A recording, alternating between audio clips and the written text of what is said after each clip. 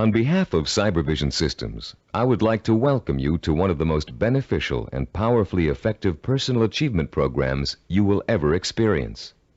The Neuropsychology of Self-Discipline, the Master Key to Success. My name is Richard Gebhardt, and I'm going to be your guide as we explore, learn, and use this fascinating and effective program for developing your power of self-discipline, the iron will, the inner strength and drive you need to achieve your life's goals and ambitions. This program is the result of many years of thoughtful scientific inquiry and research. In an attempt to discover and understand the main driving force, the core source of inner power that separates the dynamically achieving person from the unfulfilled, underachieving masses, Cybervision Systems has directed its financial and human resources to find the answer. Through its association with the famed Stanford University Neuropsychological Research Laboratory, and through 7 years of intensive investigation into the science of human achievement, Cybervision Systems has uncovered what it believes is the master key to success. The master key which unlocks the raw potential that lies dormant within the heart and mind of man. Simply stated, we call this key self-discipline. Self-discipline. What's the first thing that phrase makes you think of? Unfortunately, for most people, the term conjures up images of strictness, long stretches of boring or irritating work, of self-sacrifice and self-denial. Nothing could be further from the truth. Truly self-disciplined people are not bored, unhappy, or suffering from any kind of deprivation. In fact, they have learned to give themselves the true joy that comes from pursuing and achieving their most cherished goals and dreams. What, then, is self-discipline really all about? The simple answer may surprise you. Self-discipline is your ability to systematically and progressively work towards a goal until you have reached it. It includes acquiring knowledge and skills. It's your ability to become positively obsessed, single-minded, and efficient, to strive without giving up, to work consistently day after day, week after week, and year after year until your purpose is fulfilled. Self-discipline is the power to say, this is what I really want in life, and this is how I'm going to get it. And if I have to give up some other things, I will, because it's worth it in the long run. To be self-disciplined, you must learn to develop the kind of obsession that glows like a beacon in a storm. You must learn to watch that light and steer your course towards it, no matter what gets in your way or how long it takes. Like a sailor, you must learn to use the skills that will point you in the right direction, and you must keep on using all your knowledge, skill, and energy to stay on course until you have reached your destination. Self-discipline is the single ingredient that makes success possible for anyone who dreams of achieving great things. Without it, there would be no Olympic gold medal winners, no great artists, musicians, or writers, no brilliant inventors, Grand Prix winners, or multimillionaires. Every person who has made an enduring success of his or her life used self-discipline to get there. If self-discipline is so effective, why don't more people have it? Unfortunately, we live in a quick-fix society where old-fashioned effort isn't appreciated. Nearly everyone wants to be an overnight success. People spend their money as soon as they make it to get instant gratification through material things. And then the same people wonder why they're not getting anywhere. The truth is, without paying the price and without making an effort, most people will fail at what they set out to do. It takes years of hard work and discipline to master a skill or craft. Years of putting in 7-day work weeks to build a business from scratch into a multi-million-dollar operation. Years of schooling and internship to get a medical degree and start a doctor's practice.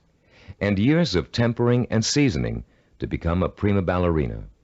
We all greatly admire successful artists, business people, and doctors, among others.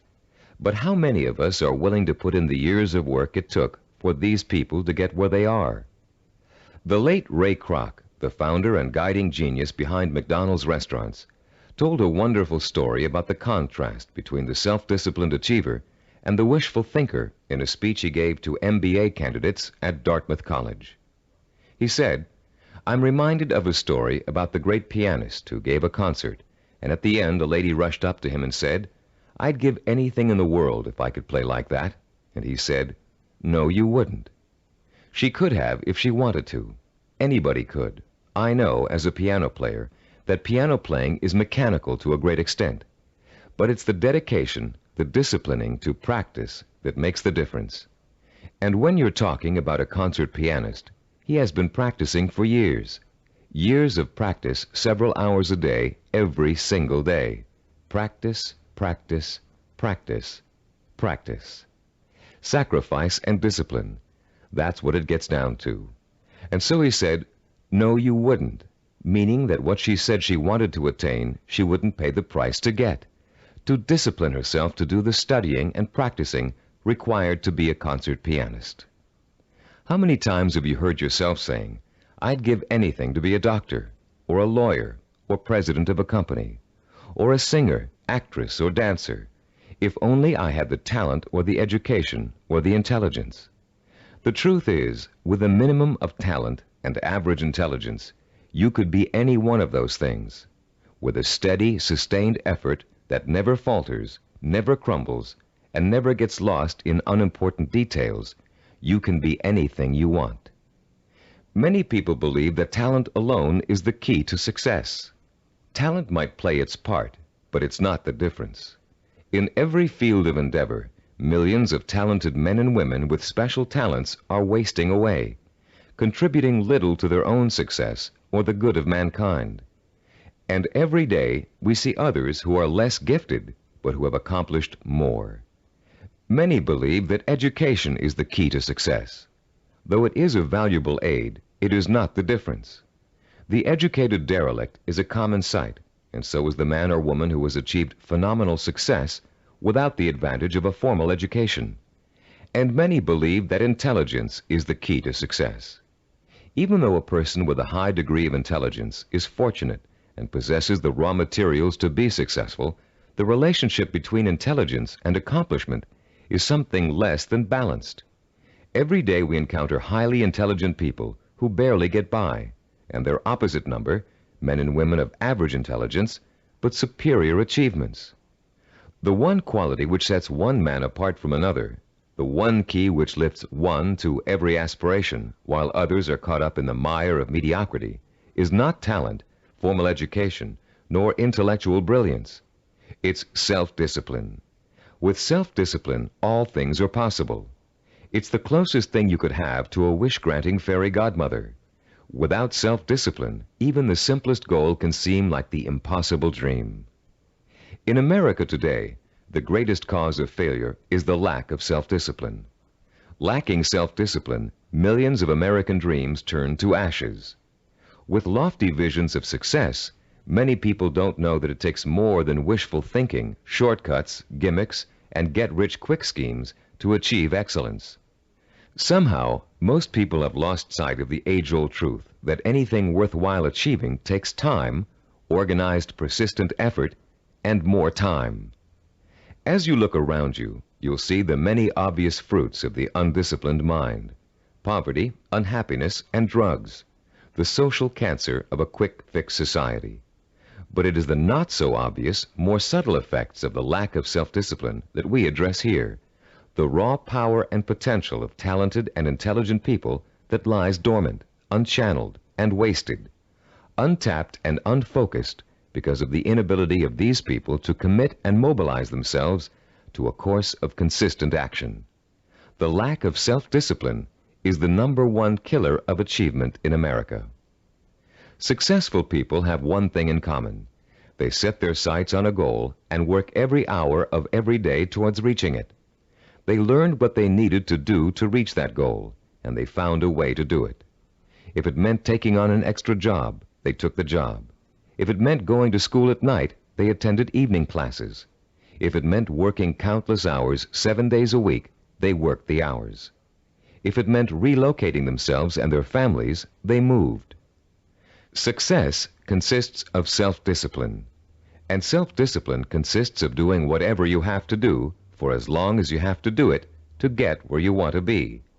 If you truly want to seek your fortune, You must develop the inner strength to relentlessly pursue your vision day after day, week after week, month after month, year after year, until it becomes a reality.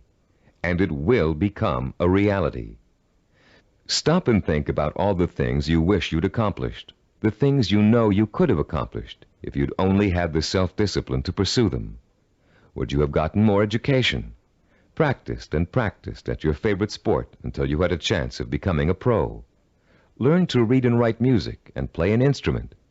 Study engineering so you could design and sell the ideas you're always dreaming up? Actually, there are things you've accomplished through self-discipline way back in your childhood. Just think, how long did it take you to learn how to walk? For how many weeks and months did you struggle to stand upright? How many bruises did you get from falling down? And how many times did you pick yourself up and try again? You learned to walk because as a toddler, you became obsessed with learning to walk. You were determined to learn, no matter how hard it was at first or how long it was going to take. Every step you took was a small victory, and every time you fell down, it was just an excuse to start all over. Children are naturally self-disciplined because children believe that everything is possible. Children don't say, "I can't do it." Children say, "I want to do it." When you want something badly enough, and when you believe in it strongly enough, self-discipline will get it for you. Self-discipline is the most powerful tool you own for bridging the gap between wishful thinking and real fulfillment. Without it, you can only stare, as author Amy Gross says, like a window shopper at the good things of life, and shrug and move on. You can have those good things by developing the self-discipline to achieve them. What do you want that you're willing to pay the price for? What means so much to you that you'll spend weeks, months, or years pursuing it? Start thinking about your most cherished dream, because with the power of self-discipline, you're finally going to be able to achieve it, and this program will teach you how. The neuropsychology of self-discipline, your master key to success, will show you how to take the raw materials you already possess, your talent, intelligence, strength, and motivation, and turn them into the assets you need to achieve your life's goals. You'll learn how to gain the knowledge and skills that will set you on the path to success. And you'll learn to develop the kind of positive strength it takes to stay on that path until you have reached the very end. You may think it's impossible for you to develop the kind of self-discipline you see others using to achieve success. You may think you're too lazy, too scattered, too quick to give up. And that may be true of the way you're behaving now. But most people aren't self-disciplined because they never had a chance to experience the kind of joy and satisfaction that comes with mastering their own abilities and applying them to the one thing they really want in life. Once you get a taste of how intoxicating, of how free self-discipline feels, you'll be hooked on it for life. The neuropsychology of self-discipline is not the result of pop psychological and faddish theories, nor does it contain simplistic pablum-like success gimmicks found so often in many self-improvement programs. The neuropsychology of self-discipline program incorporates the breakthrough findings of one of the world's most respected brain researchers, Dr. Carl H. Pribram, director of the Stanford University Neuropsychological Research Laboratory, with the practical experience of Cybervision Systems' team of learning experts. Dr. Pribram is one of the most respected and renowned brain and behavioral researchers in the world. Trained as a neurosurgeon, Dr. Pribram has been conducting research into the brain and behavior for over 30 years. His pioneering work and discoveries have led to his being called the father of neuropsychology. Besides his responsibilities at Stanford, Dr. Pribram also serves as the Director of Advanced Research for Cybervision Systems. The neuropsychology of self-discipline incorporates two of Dr. Pribram's revolutionary discoveries. The first is his finding that our behavior is governed by images of achievement, and that without these images, we cannot mobilize and motivate ourselves to achieve our goals.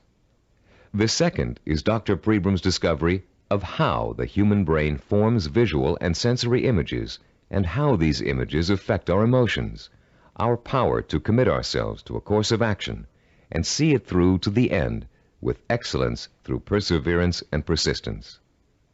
Dr. Prebram's cutting-edge work lets us understand, for the first time, the relationship between thinking, sensing, motivation, and behavior. And by collaborating with Dr. Prebram, Cybervision Systems has been able to develop a powerful technology that enables you to harness your own mental processes and motivate yourself to develop the kind of iron will that will carry you through thick and thin to achieve your goals, achieve them well and completely, and enjoy the journey every inch of the way. You don't have to be a scientist to understand, apply, and benefit from these principles. All of the complex research, development, and testing has already been done for you. We've turned Dr. Prebram's research results into a simple but powerful technology anyone can use to learn the beauty and joy of true self-discipline. Your Neuropsychology of Self-Discipline program centers around 3 points of organization. First, in Session 2, you'll be introduced to a description of 10 characteristics of goal-achieving, highly disciplined people. Countless hours of research and interviewing went into gathering this information, all to discover the tools these people used to develop and exercise their powers of self-discipline. These characteristics will become a model or benchmark that you will strive to incorporate into your life. By keeping these characteristics close in mind, you'll have an achievable ideal against which you can measure your own behavior and habits as you strive to acquire and make permanent the skill of self-discipline. The second crucial section of this program is what we call the Knowledge and Information section. In Session 3, you'll be systematically guided through the easy-to-understand and learn principles of Cybervision's power of self-discipline. You'll learn once and for all that the power of self-discipline is the master key to your success. Not only will you learn why, but you'll thoroughly understand, in depth, the power principles of self-discipline. The third, and to you the most important section of the program, is what we call Action and Implementation. In Sessions 4 through 10, you'll begin the actual process of becoming self-disciplined, of developing the core skills that will enable you to achieve anything and everything you desire. You'll start by learning how to determine exactly what it is you want to achieve in your life. You'll then learn how to select role models who have already achieved what you desire to achieve, and learn patterns of success from them. You'll discover how to transform those desires into emotion-provoking imaginary blueprints, sensory images rich in sight, sound, touch, taste, and smell, images that excite and stimulate your emotions. You'll learn how to overcome the poisonous doubt that gnaws deep within you as you dwell and reflect upon your chances for success. You'll learn how to determine the knowledge and skills you need to achieve your desire, and how to plan your time so that you can progressively achieve your goal over a sustained period of time. And you'll discover the principles of persistence, how to break through the barriers of time, how to keep going no matter how difficult, painful, or tiring it may be, until your dream is realized. Once you have mastered the principles of self-discipline, you'll discover that nothing, literally nothing, is impossible for you. You will feel like a lean, hungry lion who has just been set free from temporary captivity, proud, aggressive, and equipped with the instincts and tools of survival. Included with this program is a personal study guide. It was designed to assist you in mastering the materials and applying the techniques contained in the audio cassettes. Use it well, for it will help you every step of the way in developing the power of self-discipline. Before you go any further with the audio cassettes, please read the introduction in the study guide. Complete the written exercises for this session, Session 1. Then prepare yourself to listen to Session 2 by first reviewing the background information on Session 2 in the study guide. By following the principles of this program, you will, for the first time in your life, be able to achieve whatever it is you desire and accomplish it with the pride of excellence. Talking about success is one thing. Anybody can do that. Achieving it day by day, month by month, and year by year is another. That's what you're going to learn in this program. How to do it. Behind every great achiever, there's another achiever. It may be someone close to home, a parent, teacher, or friend.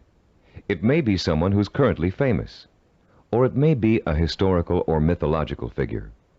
There are probably many young cadets at West Point and Annapolis today who secretly dream of someday repeating the astonishing feats of General George S. Patton, the legendary World War II hero. Yet Patton himself attributed his success on the battlefield to great military leaders of the past. From early childhood, one of his favorites was Alexander the Great, the young Greek ruler who nearly conquered the world over 2,000 years ago.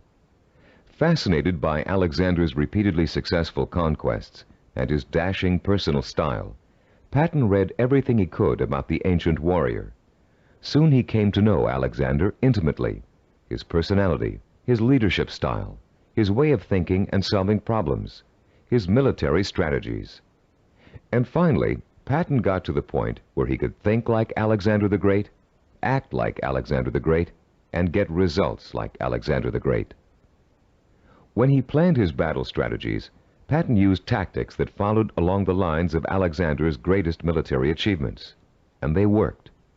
Patton was so successful in battle after battle that the Germans considered him to be the Allies' greatest weapon. Patton had Alexander the Great and his own disciplined personality to thank for his success. But Alexander himself had someone else to thank for his own brilliant military maneuvers. Alexander drew his inspiration from the mythical Greek god Hercules.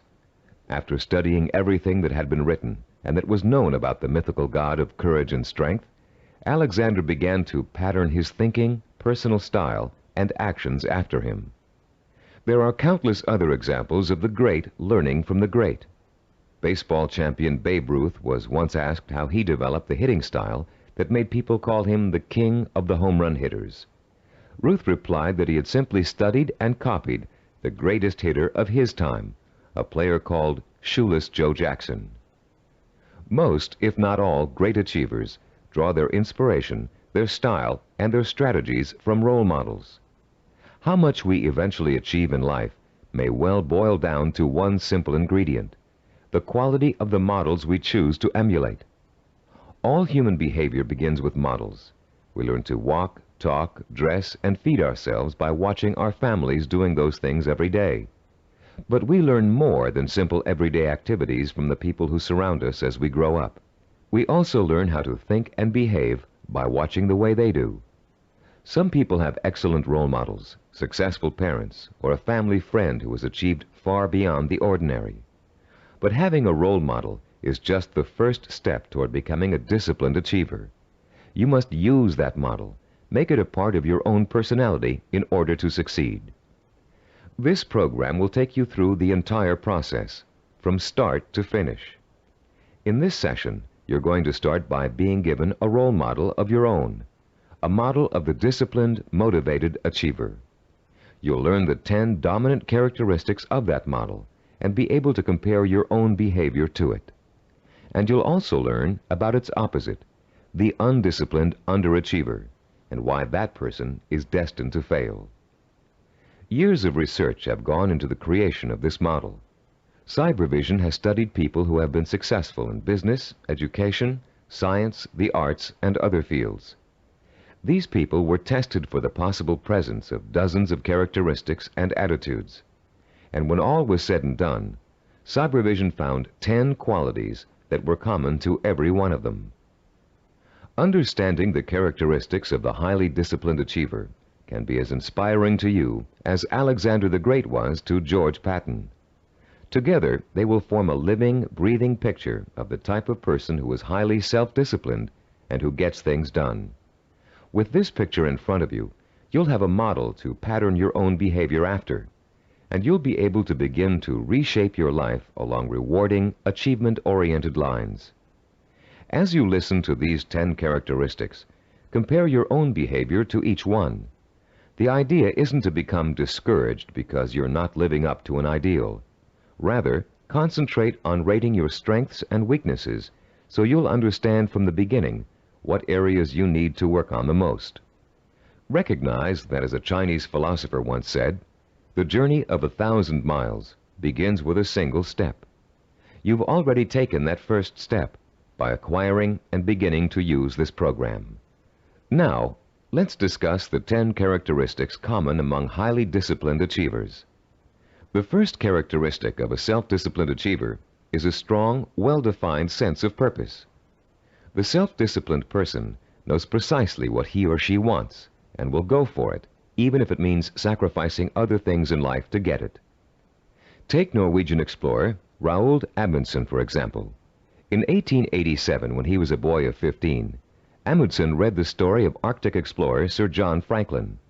He was so inspired by Franklin's adventures that he secretly resolved to dedicate his life to polar exploration. And since no man had yet physically found the South Pole, Amundsen set his sights on being the first. His mother had other ideas. She wanted her son to be a doctor and insisted that he attend medical school. At first, Amundsen gave in, but then, unhappy and frustrated, he quit school, joined an exploration party, and went to sea.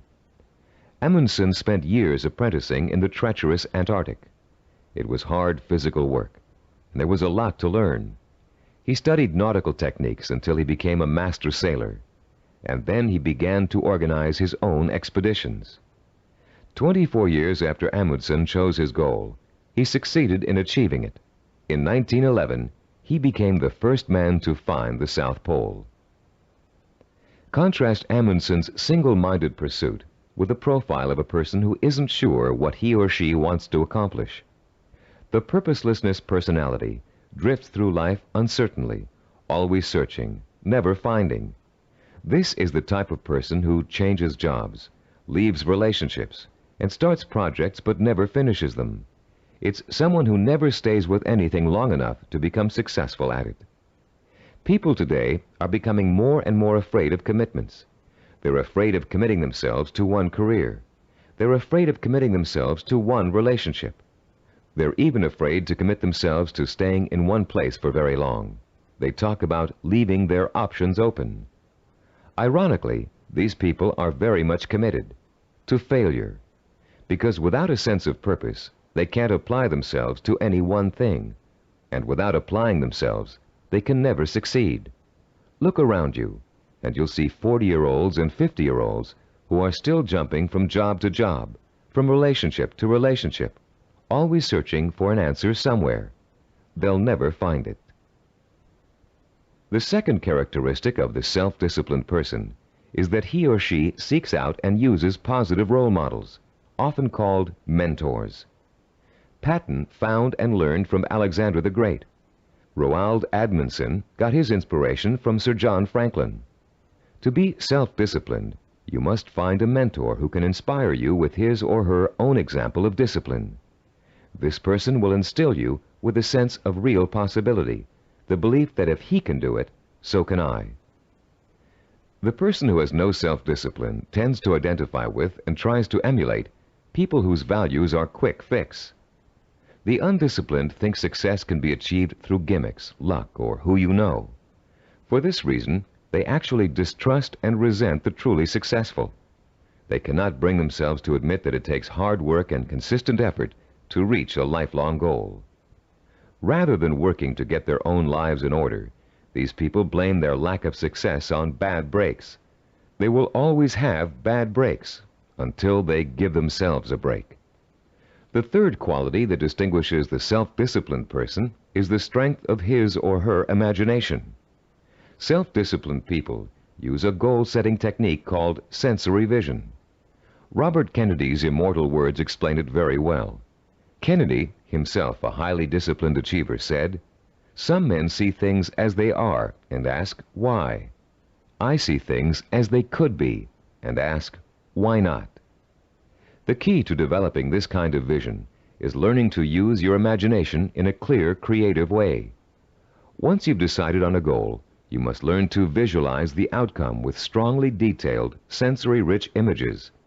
You must learn to clearly imagine the rewards of success through sight, sound, touch, taste, and smell. The French have an expression, déjà vu, which means already seen. The self-disciplined, when they reach their goal, have this sense of déjà vu, because they have already been there thousands of times in their imaginations. You can be sure General Patton knew what victory felt like long before he fought his first battle.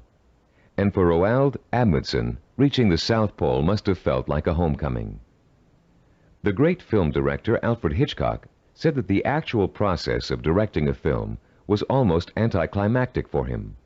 By the time production started on each of his films, he had already visualized every single frame and every single camera angle so clearly in his own imagination that making the movie consisted of just going through the motions. Hitchcock began each project with a template of what he wanted clearly and firmly set in mind. Those who lack self-discipline also lack vision. They have only the vaguest images of goals they might, maybe, someday want to achieve. These people are quite capable of creating sensory-rich visions, but unfortunately, they tend to apply those visions to scenarios of failure rather than success. The fourth quality exhibited by the self-disciplined individual is what we call a positive sensory orientation. Achievers dwell on their own past accomplishments as proof of their ability to succeed. They won't admit to failure. In fact, it can truly be said that they don't know the meaning of the word failure. If things don't first turn out as planned, they just chalk it up to experience and keep on working toward their goal. Self-disciplined people are so eager to learn that they feel every bit of life experience just brings them closer to achieving success. They're not afraid to try new approaches if old ones don't work anymore. They never lose sight of their goal, but they're open to more than one way of achieving it. And this kind of positive attitude ensures that they will. Those who lack self-discipline waste precious time and energy dwelling upon past failures. Through a vicious cycle of negative reinforcement, they use those perceived failures as an excuse not to try again in the future. They develop a fear of failure, a fear of making the effort, and failure generates failure. If you're convinced you can't do something, you won't be able to do it. The characteristics we've discussed so far all add up to a quality called self-assurance. The self-disciplined have a strong gut-level belief in themselves and their ability to succeed that is truly unshakable. Deep down in their hearts, they know they can do it, and no one can convince them otherwise. When Christopher Columbus set out to find a new route to the West Indies, Europeans thought he was crazy. The world is flat, they told him. If you sail west, you'll fall off the edge and be devoured by monsters. But Columbus believed the world was round, and he stubbornly applied to every monarch in Europe until he found one who would finance his voyage to what turned out to be the New World. The disciplined achiever is fueled by self-confidence, but the undisciplined are hampered by self-doubt. This foreboding of failure haunts them in everything they attempt to do, and effectively slams the door shut on any possibility they might have of succeeding. The sixth characteristic that self-disciplined people share is their ability to plan and organize. The self-disciplined achiever knows how to take his or her goal and break it down into pieces that can be worked on one at a time. Priorities are set, and the important tasks are tackled at the beginning. This practical, methodical approach is the only way to achieve success, no matter what your endeavor. When Henry Ford designed the Model A, he had a goal in mind. He wanted every American to be able to afford to own a car, his car. But in those days, cars were hand-built, and the time and effort involved in making one resulted in a very expensive price tag. Ford knew he had to find a faster, cheaper way to build cars. So he patiently worked and planned out a radical new idea, the assembly line. Each person on the line would perform just one task, enabling them to perform it quickly, and an entire machine could be assembled in record time. People laughed and said it wouldn't work, but Ford had spent years planning it out in every detail, and it did work. The assembly line became such a success that other industries began to use it as well. One man's careful and patient planning launched a new industrial era. Contrast Henry Ford with the typical man on the street. His attention is scattered, and he's disorganized. He either has no idea what he's going to do next, or he has so many irons in the fire that he can't keep track of them all. Maybe he's trying to start a business, but he's busy hiring employees when he still doesn't have any clients or office space. Maybe he's decided to switch careers, but he's already planning how to spend all the money he's going to make, even though he's going to need 4 more years of schooling before he can begin to practice his new career. This type of person is wasting time and energy. Without a detailed game plan, and without following that plan as closely as possible until you reach your goal, you can spend your life floundering among half-started projects and missed opportunities for success. Many people think all you need to be successful is a great idea, but without planning, organization, and hard work, the most brilliant ideas aren't worth a dime. Which brings us to the 7th characteristic common to self-disciplined achievers: their ability to acquire the essential knowledge and skills they need to put their game plan to work. Achievers recognize how important it is to learn, and they're willing to make the necessary sacrifices to complete their own personal education. Sometimes this means going back to school. Sometimes it means spending weeks or months gathering information on a particular subject and talking to the kinds of people who can help. Sometimes it means taking a new type of job just to acquire certain skills. What it always means is a commitment to learning what must be learned in order to make a goal achievable. If you want to become a doctor, you must first study pre-med, then go to medical school, and then complete your internship before you can set up a practice. Anyone who thinks he can become a physician without doing all of those things is just dreaming. If you want to run your own business, there are ways of approaching your business education. You can go to graduate school and get an MBA. You can work for someone else in the type of business you want to start and get hands-on experience before going off on your own. You can find a partner who knows how to run a business and take on less responsibility in the beginning, watching what your partner does and learning the essentials. Those without self-discipline are always looking for shortcuts. They take weekend courses and think they're highly qualified for a new profession. They listen to one person's advice and think they've heard it all. They try to start a business without business plans. Going through a real learning process is too much trouble. Why is it so much trouble? Because the undisciplined person lacks patience, the 8th quality on our list of self-disciplined characteristics. The kinds of patience Christopher Columbus and Henry Ford exhibited. The kind of patience engineer Washington Augustus Roebling demonstrated in finishing the building of the famous Brooklyn Bridge. Roebling's father, John Augustus, was the brilliant engineer who designed the Brooklyn Bridge and began overseeing the building of it in 1869. It was going to be the first steel suspension bridge in the world, a feat of engineering for its time.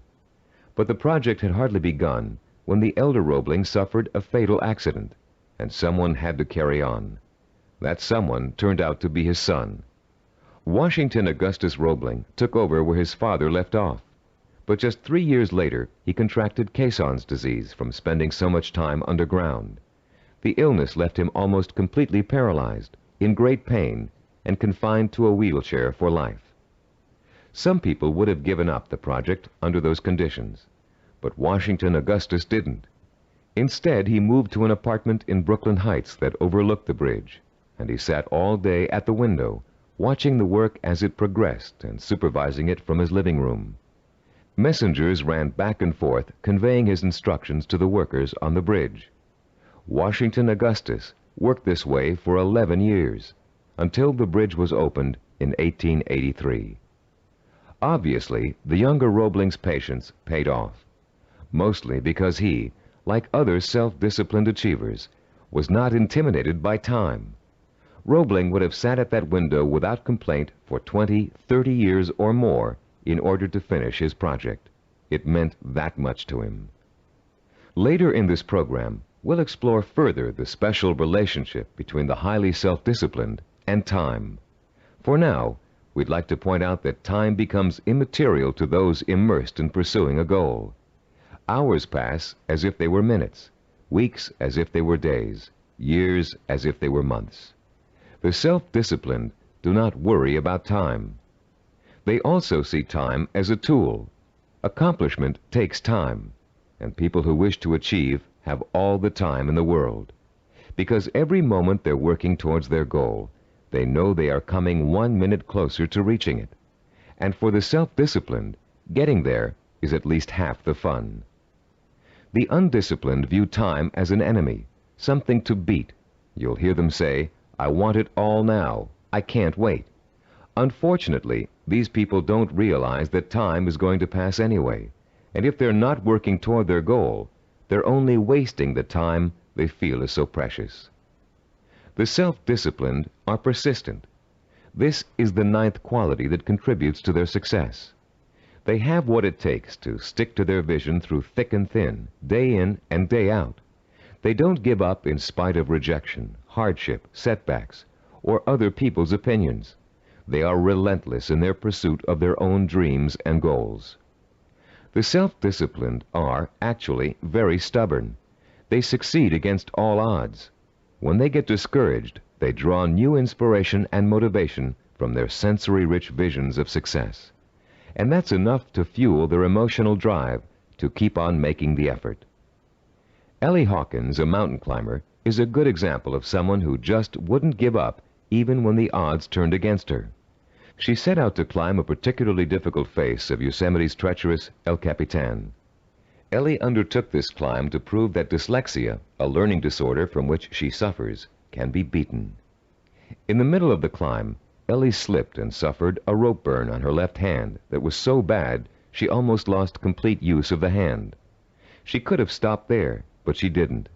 What started out to be a 6-day climb turned into a torturous 8-day ordeal as Ellie worked with one hand, holding her wounded arm above her head to lessen the pain. Ellie reached the top and immediately announced plans to tackle another very difficult climb. No one doubts that she'll do it, because she has the hallmark of a disciplined achiever. The undisciplined are easy quitters. They give up when the going gets rough. They're more interested in having a good time than in working.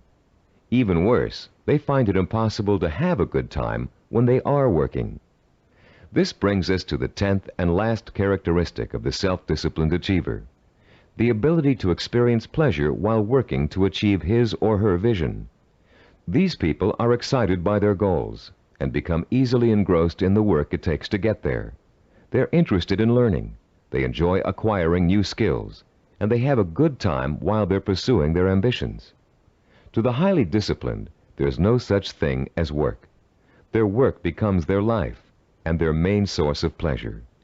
When they become successful, you often hear them say, "I can't believe I'm getting rich doing this. It's so much fun." And most of them would keep doing what they're doing, even if they weren't making money at it. To the undisciplined, work is the stressful, painful, boring part of life that must be tolerated between periods of pleasure. These are the people who live for the weekend, who are willing to work only because it gives them the disposable income they can spend on fun. And these are also the people who don't want to put in overtime or take work home unless they're being paid extra for it. If taking on more work will only get them a promotion or a crack at a better job, they won't do it. Now that we've identified the 10 qualities common to all self-disciplined achievers, we'd like you to begin comparing yourself against the model characteristics we just discussed. This self-assessment will give you a good idea of your own strengths and weaknesses. After you've finished listening to this session, turn to page 11 of your study guide and follow the instructions for using the personal assessment form you'll find there. Let's summarize the characteristics of self-disciplined achievers. First, they have a strong, well-defined sense of purpose. They know what they want. Second, they seek out positive role models for inspiration and learning. Third, they use sensory-rich visions and a vivid imagination to set the stage for their own achievement. Fourth, they have a positive sensory orientation. They expect to succeed rather than fail. Fifth, they have a deep-rooted belief in their ability to achieve. They are immeasurably self-assured. Sixth, they have the ability to plan and organize. They can break down what they want to achieve into manageable steps and set priorities that let them accomplish the most important things first. Seventh, They know how and when to acquire essential knowledge and skills. They're not intimidated by the thought of having to learn something new. Eighth, they have patience. The passing of time doesn't bother them. They'll keep working toward their goal for as long as it takes. Ninth, they persevere. They're stubborn, and they don't give up, even when the going gets rough. 10th, they view work as pleasure, because work is bringing them closer and closer to the realization of the goal that will be their final reward. Turn off the tape now and score yourself on the personal assessment form. When you're done, turn the tape back on.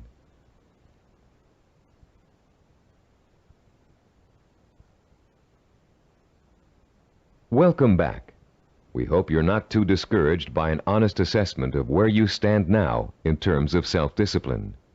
Remember, you've already taken the first steps toward making a positive change in your life, and you will experience that change by the time you finish this program. Nothing will be impossible for you once you develop and harness this inspiring and enduring power of self-discipline. And, as you'll soon find out, self-discipline is not so difficult to develop as you might think. As a matter of fact, using this program is going to be your first exercise in acquiring it. Already, you're on your way. In the next session, we'll explore the power behind the characteristics we've just discussed. You'll learn why they're so important in developing self-discipline, and what they can do for you once you have them. And you'll be further along the road toward understanding and developing the one characteristic that will give you the power of success.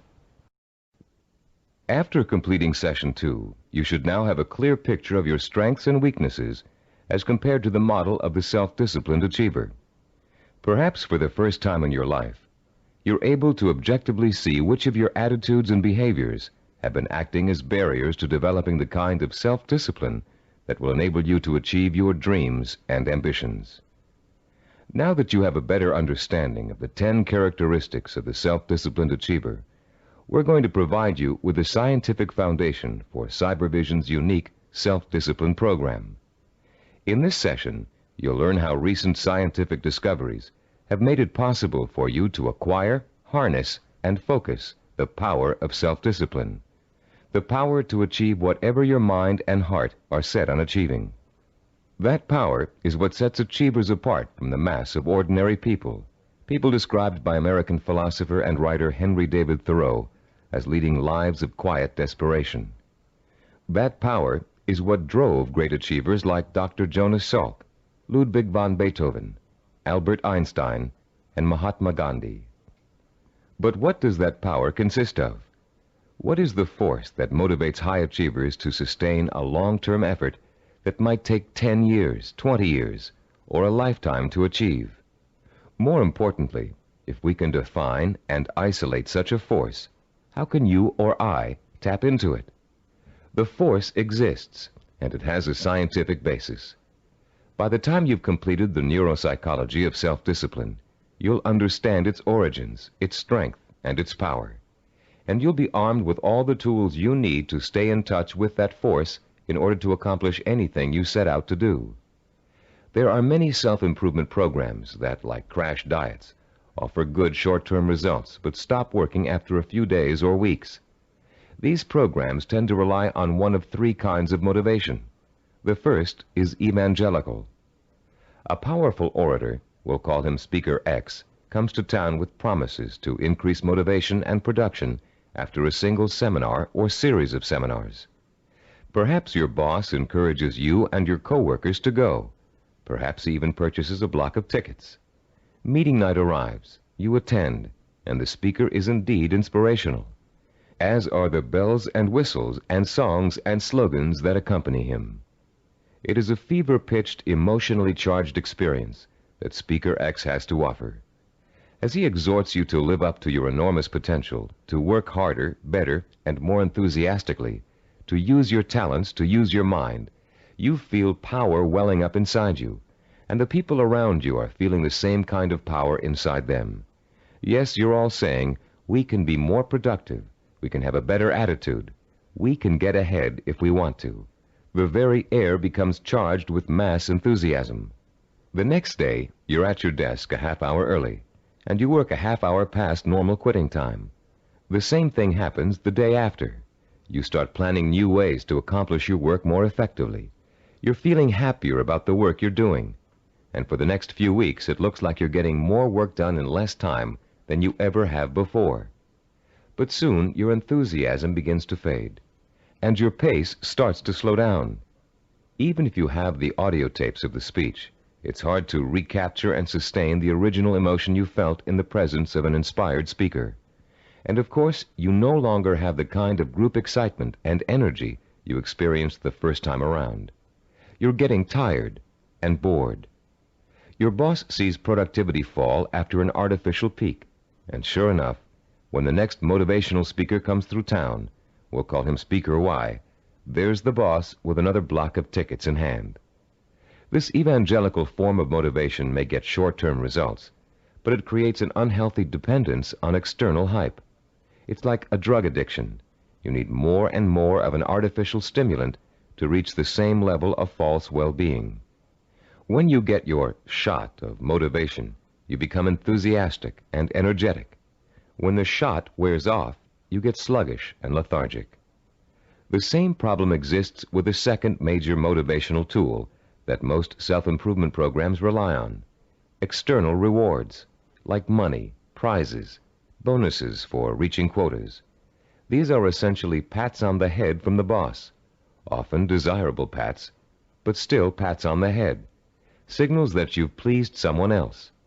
This method works very well on children. Unfortunately, it tends to create a childlike dependence on outside rewards, even in adults. Like evangelical speakers, this carrot and stick approach produces only short-term results. External rewards do not increase individual commitment, and most people tend to adapt to them quickly, soon expecting bonuses as a matter of course, and not because they performed above and beyond the call of duty. Rewards are manipulative. People who give them out are always asking themselves, how can I motivate my staff? The truth is, to be truly effective in the long term, motivation must come from within. The third classic motivational tool is a familiar one: fear. Humorists Carl Reiner and Mel Brooks created a comedy album in the early 60s in which Reiner, as a journalist, interviews Brooks, who plays a 2,000-year-old man. Eager to know about life in the distant past, Reiner asks Brooks, what was the major form of transportation in those days? Brooks replies, fear. Fear transported you. Reiner is puzzled. Fear, he asks. Brooks responds, yeah, fear. You see, an animal would growl, and you would go 2 miles in a minute. It's true, fear is a great motivator. If you don't perform, something undesirable happens. You lose your job. There go the house payments, the car payments, the kids' college tuition, and so on. As the mental dominoes fall, you're motivated to keep performing. But while fear may bring short-term results, it also brings resentment and rapid burnout. It doesn't take long before you're angry at the system that's keeping you going. And anger makes you less productive, which increases your fear. It becomes a vicious cycle with an unpleasant ending. It should be pretty clear by now that these motivational systems aren't motivational at all. Each of them relies on an external stimulus and an artificial situation. And each relies on an initial burst of emotion that fades rapidly when the new situation becomes habitual. You may have tried several of these motivational or goal-setting programs in the past. Perhaps they even contributed to your sense of self-awareness. If so, you've no doubt learned that self-awareness alone is not sufficient to motivate change. It's easy to identify self-defeating behaviors. It's easy to plan strategies for eliminating them. It's easy to turn over a new leaf, but it's very difficult to sustain change for a long enough period of time for your new behavior to become as ingrained in your character as your bad habits were in the past. Having a roadmap is not enough. You need fuel. The key to developing self-discipline, the power to persistently pursue a long-term goal without giving up until the goal is achieved, is the fuel of internal motivation. It would be nice if we were all born with the patience, drive, and skill it takes to achieve any long-range goal or complete any long-term project. But we're not. Self-discipline is a learned behavior. Years of research at major American universities, primarily California's Stanford University, have proved it. And Cybervision's own research into the latest learning theories of behavioral scientists have confirmed that self-discipline is an acquired characteristic with a basis in behavioral science. The neuropsychology of self-discipline has been developed according to materials gathered from two major sources. Our information comes from our own research into the way human beings learn, and from the revolutionary discoveries about the structure and organization of the human brain made by Dr. Carl Pribram. Head of Stanford University's Neuropsychology Research Laboratory, Dr. Pribram is one of the most respected brain scientists in the world. Trained as a neurosurgeon, his research into brain function led to a deep interest in the behavioral sciences. His pioneering work in both of these areas led to the fusion of the two into the science of neuropsychology. As a neuropsychologist, Dr. Pribram studies how the nervous system and its component parts affects human behavior. Those studies have led to two revolutionary discoveries. The neuropsychology of self-discipline incorporates both of them. The first of Dr. Pribram's discoveries explains how the human brain forms visual and sensory images, and how those images affect our minds, our bodies, and our behavior. The second discovery is that our behavior is governed by images of achievement, neuronal blueprints of the skills and actions that determine our success or failure in the achievement of our goals. Let's discuss how each of these scientific discoveries leads us to understand the power and the origins of self-discipline. Many scientists and psychologists have believed for years that the human brain barely distinguishes a real experience from an imagined one. Best-selling self-help books like Psycho-Cybernetics, Think and Grow Rich, and others have used this belief as their foundation for motivation and change. This idea has also been the cornerstone belief of people involved in metaphysics and the human potential movement. The idea that the brain cannot tell the difference between a real experience and an imagined one has never been scientifically proven until Dr. Pribram's research showed us that it is true. But Dr. Pribram's research did not prove that, as many people think, all you have to do is imagine what you want, and through the magical power of the mind, you will achieve it. If this were true, achievement would be easy. And as anyone who has tried to achieve a long-term goal will tell you, it is not. Put into its proper perspective, this concept of imagination is critical to achievement, but not because imagination possesses a magical power to attract success like a magnet. Imagination is critical to achievement because it evokes the power and emotion that stimulates and sustains the drive to achieve.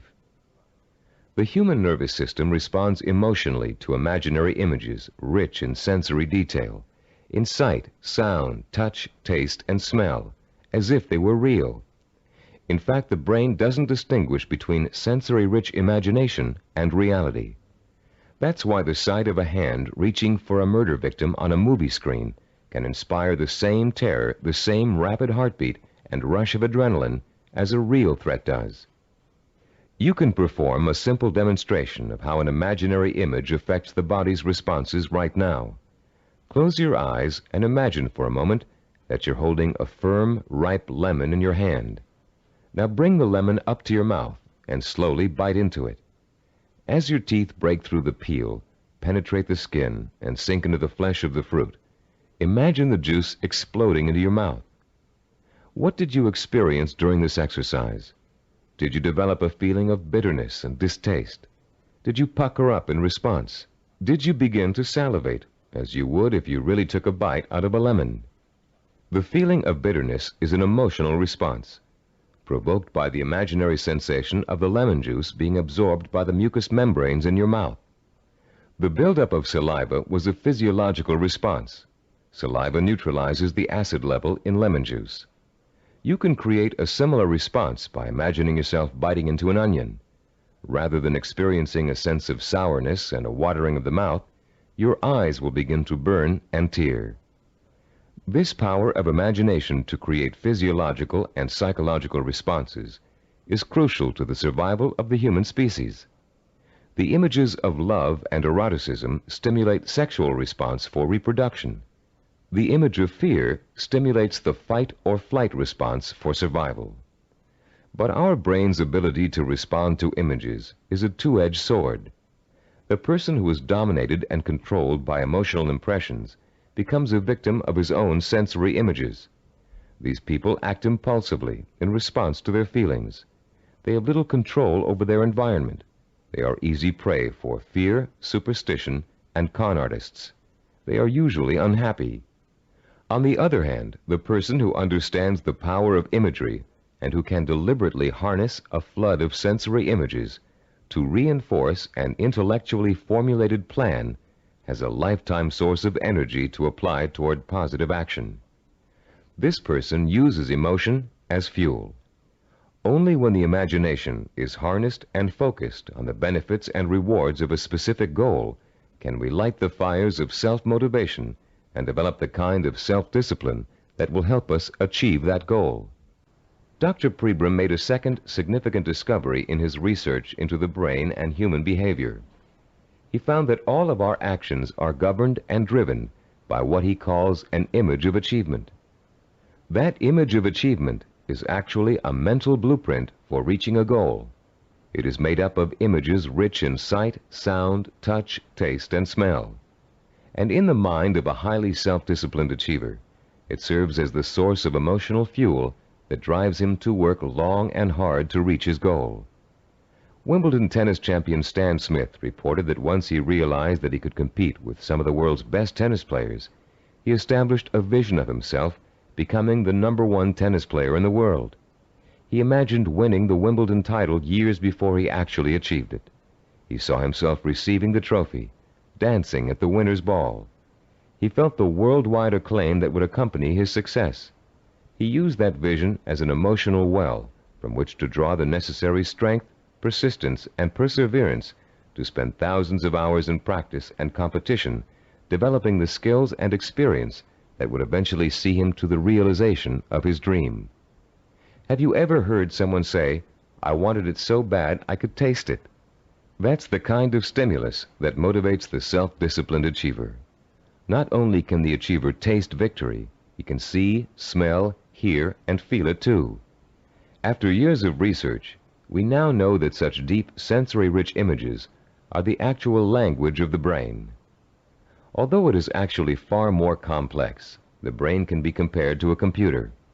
Computers, also referred to as hardware, can do nothing by themselves.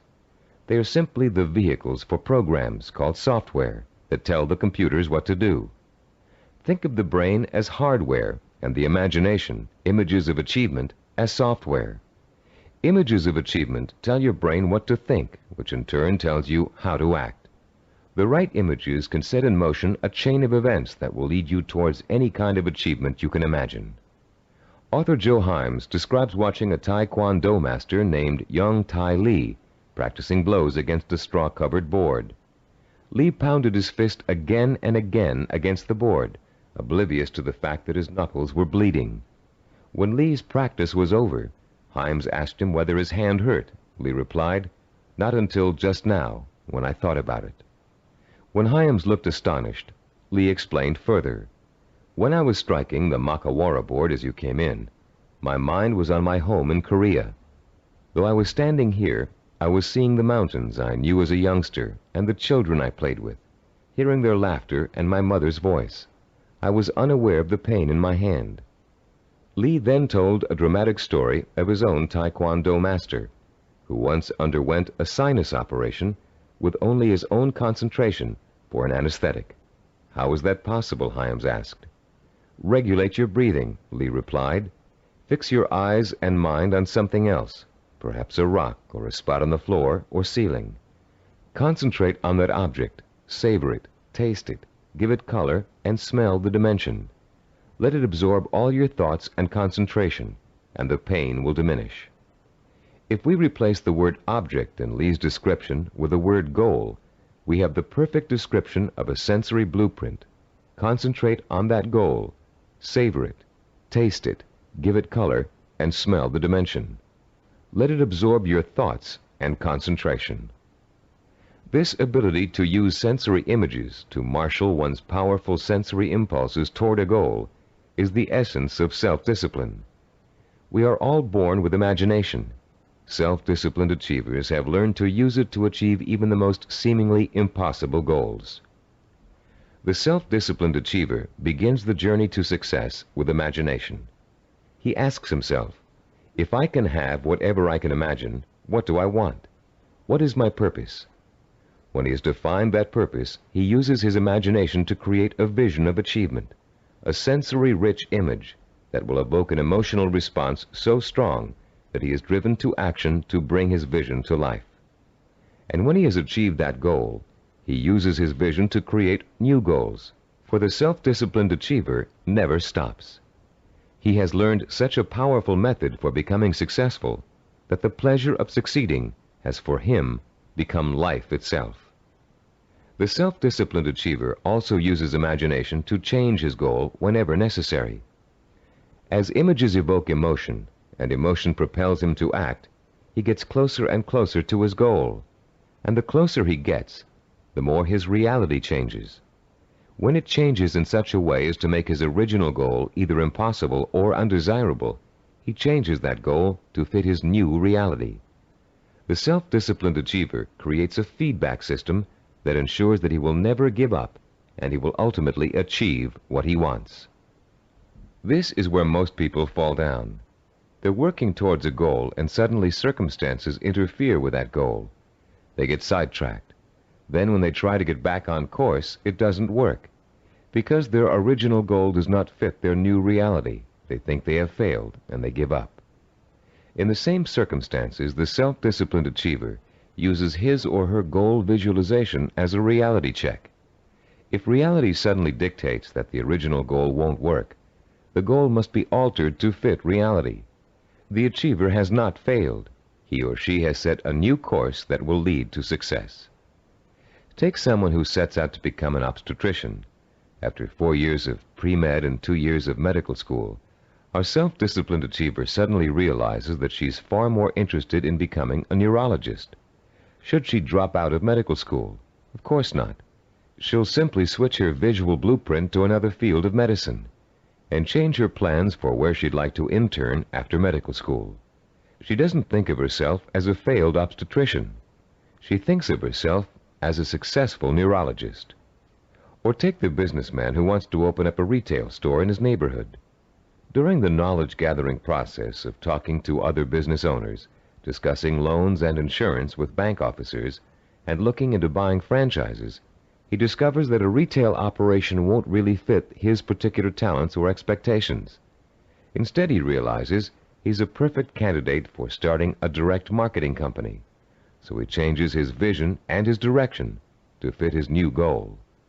For these people, the fire still burns, but the trial and error process of working towards their goal has led them in directions they wouldn't originally have thought to go in, and they will be successful because they're flexible enough to grow and change as their goals grow and change.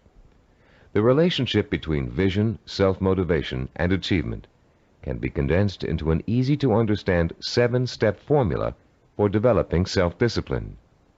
As we explain that formula, you can refer to your study guide and follow along as we talk about the 7 keys to self-discipline outlined in diagram 3.1. The first step in developing the power of self-discipline is to create a purpose. You must define a cause to which you can wholeheartedly commit your time, resources, and energy. This cause points you in a direction. It gives you a reason for making the effort. It lights a small spark inside you that will soon begin to burn with emotion and drive. The second step is to find role models who have already achieved what you want to achieve. Study their life patterns, their methods and techniques for reaching their goals. Let their example inspire you, and realize that they are normal people just like you, but they are self-disciplined people. With the power of self-discipline, you can achieve as much as they have. With a firm purpose in mind and an exciting sense of possibility sparked by your role models, you'll find yourself developing a strong-willed emotional belief in your ability to succeed. The first small spark of hope is turning into a glowing ember of possibility. In the third step, you'll translate your feeling of possibility into a sensory-rich vision of success. At this point, with a vision rich in touch, taste, sight, smell, and sound in front of you, you'll make the leap from the possible, "I think I can do it," to the heartfelt, "I know I can do it." Your vision and your belief will fan the embers of conviction until they burst into a flame of emotion that incites you to action. This all-encompassing flame of emotion is the fourth step of the formula. It is what gives you the energy, the creative power, and the desire to single-mindedly see your vision through to its successful completion. Motion is the root word for emotion. The original meaning of the word emotion is, in fact, a moving, a stirring, an agitation, which is precisely what happens when belief in your goal catches fire. The fifth step in our formula is planning, the first bit of action inspired by your emotion. Through effective planning, you can identify and map out the steps you need to take in order to make your vision a reality. You'll figure out exactly what you need to do to accomplish your goal and how long it will take. And turning your vision into a concrete goal will further fuel the fires of emotion and action. Once your vision has become a plan, you must acquire the knowledge and skills necessary to implement that plan. This is the sixth step in the formula for developing self-discipline.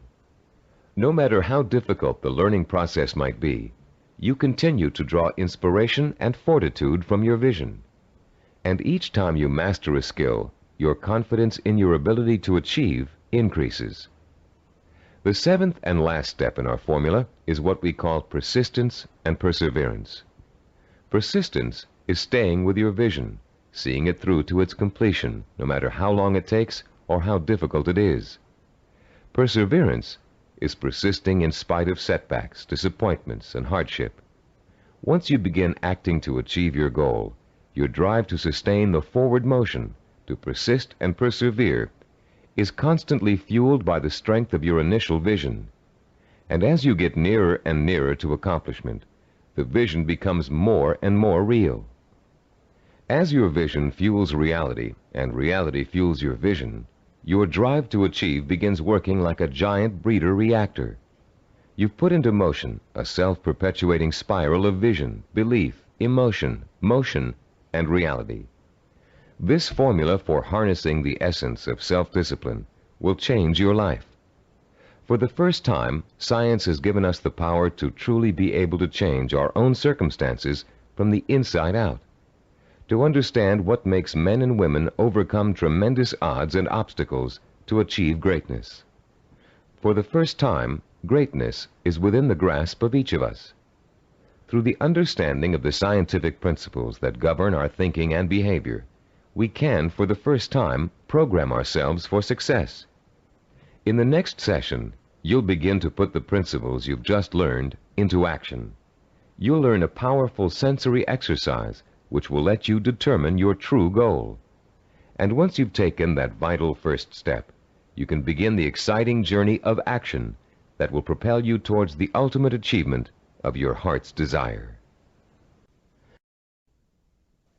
At a recent workshop based on the neuropsychology of achievement, Cybervision President Stephen DeVore was asked an interesting question by a young corporate product manager. Mr. DeVore had been outlining the principles of goal setting when the product manager said, "You know, there's one problem I haven't yet solved. We talk about opportunities and goals, but there are so many opportunities to choose from, so many different directions we can go. How do you figure out exactly what you want to go for? How do you focus in on one choice among so many?" This session addresses that very problem, the problem of finding a purpose, and it isn't always easy. We live in a free society filled with opportunities for anyone who wants to take advantage of them. It's wonderful to have so many choices, but sometimes it makes choosing what you really want to do, your purpose, even more confusing than ever. Still, there are ways to narrow your choices down, and this session will show you how to do it. Through an exciting and powerful 4-point exercise, you're going to learn to pinpoint what it is you want most in life, out of all the things you may think you want. It will take some effort, some soul-searching, some creative thinking, and the outcome may surprise you. By the end of this session, you'll have chosen and defined what we call a macro purpose. The term macro means large or inclusive. Your macro purpose is equivalent to what creative people call the big idea. It's your main desire, your real purpose in life, your reward for hard work and effort. It's going to become your very reason for existing. Besides defining your macro purpose, in this session you're going to learn what micro purposes are and how they're used. Micro purposes are the stepping stones to your macro purpose. They consist of all the things you need to do to achieve your most important ambition. To help you thoroughly understand the concept of macro and micro purposes, think back for a moment to your early years in school, when you first learned to do simple math. Remember what a struggle it was to understand how to add, subtract, multiply, and divide? Numbers seemed a mystery to you back then, and you may have thought you'd never learn how to perform the most basic math functions. At the time, learning math for you was a macro purpose, and all the elements of learning it were micro purposes. You had to learn to count, for one thing. You had to learn the symbols for addition, multiplication, subtraction, and division. And you probably had to memorize the multiplication tables. As an adult, math seems to hardly be important, but you couldn't balance your checkbook or manage your money without it. And if you're a stockbroker, accountant, retail store manager, or bank teller, among other things, math is an important part of your job. So math was a micro purpose that helped you launch your present career, your macro purpose. If your desire is to earn a college degree, a macro purpose, you must take a certain number of courses and amass a certain number of credits. Each course you take that counts toward your degree is a micro purpose. But if you want to be a doctor, earning a bachelor's degree by itself is only a micro purpose. You still have to attend and graduate from medical school and complete an internship, more micro purposes, before you can be licensed to practice medicine. As you can see, macro and micro purposes change according to your stage in life and what you want to accomplish at the moment. A teenager may enter college with no clear idea of what he or she wants to do except finish school, the macro purpose of the moment. But by the third year of school, that student may decide on a career that requires additional schooling and a period of apprenticeship. So finishing school becomes a micro purpose, a stepping stone to a rewarding career.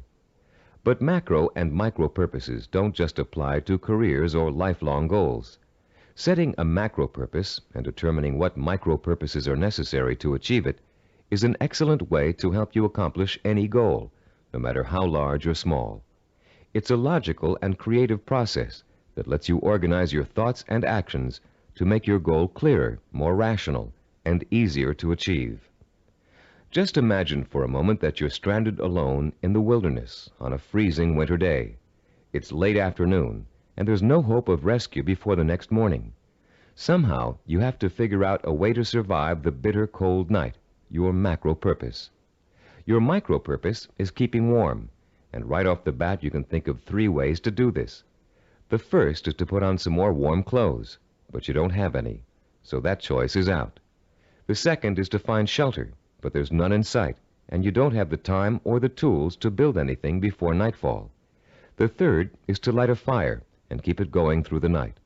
Since the woods around you are filled with dry logs and kindling, this looks like a real possibility. But you don't have any matches, and as for rubbing 2 sticks together to start a fire, it never worked when you were a child, and you doubt that it will work now. There has to be another way. Looking around you for another solution to accomplishing your macro purpose, you notice a sliver of broken glass on the ground, and there's still enough sun left for you to be able to feel its warmth. Picking up the glass, you hold it so the sun's rays can penetrate its surface and focus on a dry stick of wood underneath. In 10 minutes, the stick is burning. But your ordeal isn't over. After the fire is lit, you have to gather enough logs and kindling to last through the night, another micro purpose. And then you have to force yourself to stay awake all or most of the night to make sure the fire doesn't go out. In the course of this harrowing experience, you've chosen a macro purpose, staying alive, and defined all the micro purposes that went into it. And if you succeeded in accomplishing all of the micro purposes, you also achieved your macro purpose. You survived. Defining your life's purpose and the steps you must take to achieve it may not be a life and death matter, but the principle works the same way. By the time this session is over, you'll have a macro purpose, a clear understanding of what to focus your energy, talent, and intelligence on. And you'll be able to light your own inner fire and feed it with a life-enriching, emotionally compelling purpose. And purpose, as we've noted, is the starting point from which self-discipline and achievement spring. Your first step in determining your macro purpose involves something everybody loves to do: play. You've already learned how important enjoying work is to the highly self-disciplined. To these achievers, work and pleasure are synonymous. Now you're going to get a taste of how easily this can happen. For the next few minutes, I'm going to ask you to work and play as you engage in a process called limitless wishing. Start by closing your eyes and relaxing. Imagine that you're on a beautiful, deserted beach, walking barefoot in the sand. A soft breeze is keeping you cool, and you're enjoying the sound of the waves splashing rhythmically against the shore. As you stroll along the water's edge, you see an object in the near distance that's half buried in the wet sand. The waves splash over its surface, then recede, leaving it exposed to your curious eyes. You wonder what it is, and you start to walk a little faster so you can reach it before it's engulfed by the next wave. In a couple of minutes, you're standing over it, still not sure what it is. It's metal, somewhat round, and looks like an old lamp. You dig your fingers into the wet sand and pull it out. There's an inscription on the side of the object, but you can't read it clearly. You begin to rub some of the sand away from the oddly shaped letters. Suddenly, the lamp begins hissing, and it releases a cloud of what looks like steam or gas. Frightened, you drop it, but you continue to watch what the lamp is doing out of curiosity. Slowly, before your very eyes, the cloud begins to assume human shape, and soon you're looking up at the largest person you've ever seen. When it speaks, its voice is rich and kind, and its message is amazing. The genie thanks you for releasing him from hundreds of years of captivity inside the lamp, and according to the hospitality of his people, he offers you a reward for helping him. You have only to name 5 wishes, he says, and they will be granted. You can ask for anything, he tells you, as long as it is specific and humanly possible to achieve. At first, you refuse his offer, but as he continues urging you to accept, you begin to realize that no, you aren't dreaming, and yes, you really can have your 5 wishes. The possibilities start dancing before your eyes. Think long and hard about it. What are the things that will turn your life around and make you truly happy? What is it you secretly wish for, day in and day out, every day of your life? Take your time in deciding. This is too important for you to rush over. You may change your mind about your first choices after you've thought about it some more. When you do make your final selections, write each one down in the space provided on page 18 in your study guide. Start each wish with the term, I want, and write it in clear, specific language in the present tense. Turn your tape off now and decide what you will wish for.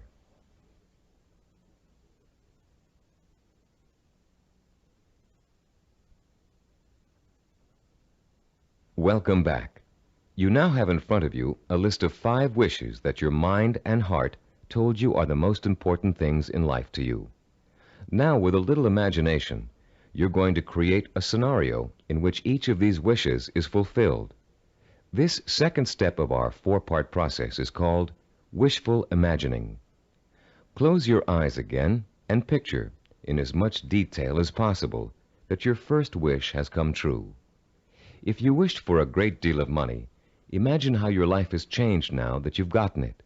Imagine the kind of house you're living in, the kind of car you're driving, the kind of clothes you're wearing, and what you're eating for breakfast and dinner. Maybe you've got a private plane or a swimming pool, a new career, new friends, or the same friends you have now, but with a new attitude toward you. Try to imagine that you're having dinner or drinks with your best friend, and you're explaining to that friend how your new life feels. This is a friend you trust completely, so you can say anything, positive or negative. Really imagine you're there, in the restaurant or bar, being served food or drinks, with people talking around you and soft music in the background. Imagine what you look like. Are you younger, thinner, better dressed? Is your friend looking envious? Picture every single detail, down to the season, the location, the restaurant, the plates and glasses on the table. Repeat this process for every one of the 5 wishes you wrote down. And as you imagine each one coming true, pay attention to your emotional response. Are some wishes easier to imagine than others? Did 1 or 2 really make your pulse quicken with excitement? Are there any that felt particularly comfortable, as if you could just walk right into the scenario and feel at home? Which one seemed to draw you in like a magnet? There will be one wish that unmistakably evokes the greatest emotional response in you. That wish will be your final choice, and you'll be ready to proceed to the 3rd step in defining your purpose, the step we call creative biography. When truly accomplished people pass away, they've generally left behind a legacy of achievement in art, finance, politics, or the social sciences. Biographers and historians then catalog those achievements so others can read about them for inspiration. For example, here's the entry on a man named Thomas Arnold from the Britannica Junior Encyclopedia. The text of this biography also appears in your study guide on page 18. The biography reads as follows: Thomas Arnold, 1795 to 1842. Some people are loved without being respected, and others respected without being loved. Arnold of Rugby was loved by many, respected and admired by everyone who knew him. Born at Cowes, Isle of Wight, this great headmaster and scholar was educated at Winchester and at Oxford in England, where he distinguished himself in classics and history. He left Oxford in 1819, and after 9 years of study and writing was elected headmaster of Rugby School. His powerful personality set its mark on the school from the first, and made it great in a new sense. He was very religious, and he inspired his boys with new and more serious ideals of scholarship and life. He found time, too, during the 14 years of his headmastership, to publish sermons, an edition of the Greek historian Thucydides, and a history of Rome.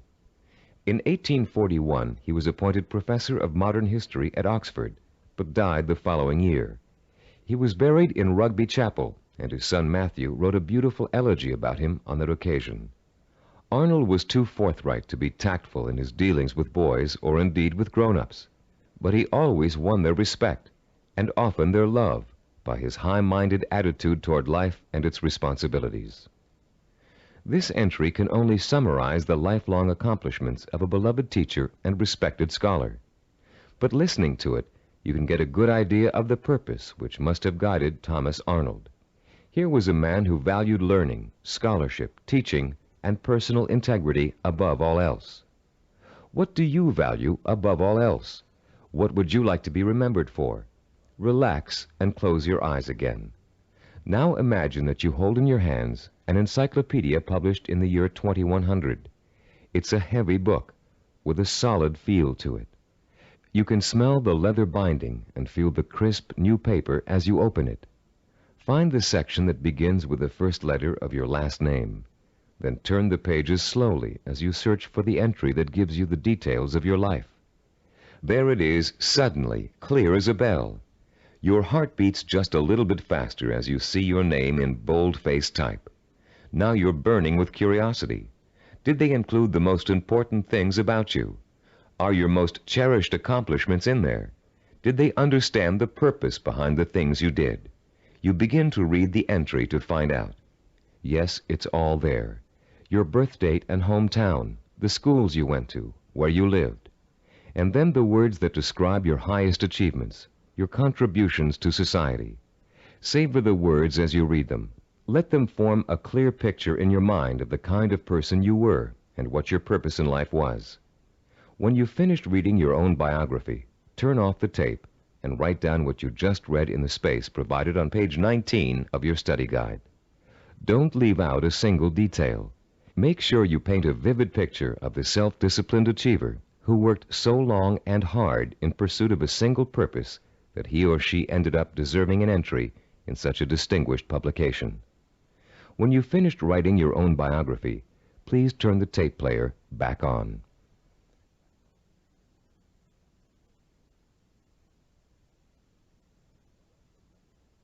Welcome back. Now that you've completed the limitless wishing, wishful imagining, and creative biography exercises, a clear pattern should be emerging. You should now be able to answer the question, what do I, deep in my heart, really want to do? What is my purpose in life? Your fourth step in determining your purpose is writing this, the answer to that all-important question, down. You're now going to compose a personal statement of purpose. But before you do it for yourself, imagine that you're going to do it for someone else, a famous historical figure, for instance. Try George Washington. What do you think his statement of purpose might say?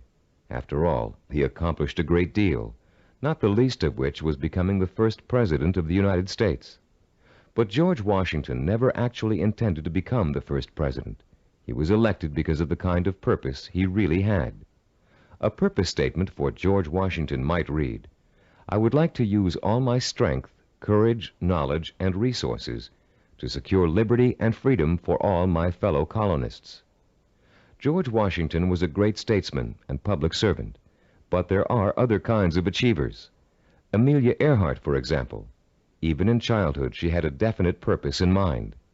It was not to be a famous woman aviator. That came later, as a natural outcome of what she really wanted to do. Amelia Earhart's purpose statement, composed when she was still a child, said, When I grow up, I'm going to have adventures and show the world that women can be as heroic as well as men. A purpose statement can be as general as you want it to be. It can speak of heroism, freedom, social changes, adventure. It's meant to act as a focusing tool, not an actual blueprint for achieving it. You'll learn how to do that later in this program. Turn to page 20 in your study guide and compose your personal statement of purpose. Turn off the tape now while you do it.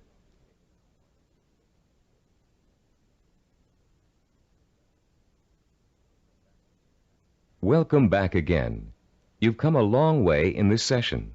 You've learned to use limitless wishing, wishful imagining, creative biography, and a statement of purpose to narrow down your options and make a final choice about where you're going to focus your efforts. You've just used this four-part process to make a major decision about what you really want to accomplish and achieve in your life. But you can use it again and again, anytime you feel it's necessary, to aid you in making any kind of decision, from the smallest to the most important. This process works equally well for macro and micro decision-making. Whether you know it or not, you're now well on your way to becoming a self-disciplined achiever. You've learned to use one of your richest natural resources, your intuition and imagination.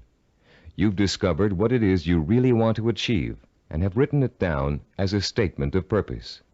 You've laid the solid foundation upon which the power of self-discipline is built. We'd like to congratulate you on what you've already accomplished. In our next session, you're going to learn how role models can inspire and teach you to achieve your lifelong ambition. In Homer's The Odyssey, one of the oldest surviving epic poems in the world, there is a character named Mentor. A wise and practical man, Mentor kept everything running smoothly at home, while Odysseus, the hero of the tale, went off for 10 years to have adventures. Mentor played his role so well and gave such wise and true advice that his name has become part of the English language as a representation of what he stood for. The American Heritage Dictionary defines a mentor as a wise and trusted counselor or teacher. This session is about mentors. Few achievers can ever reach their goals without them.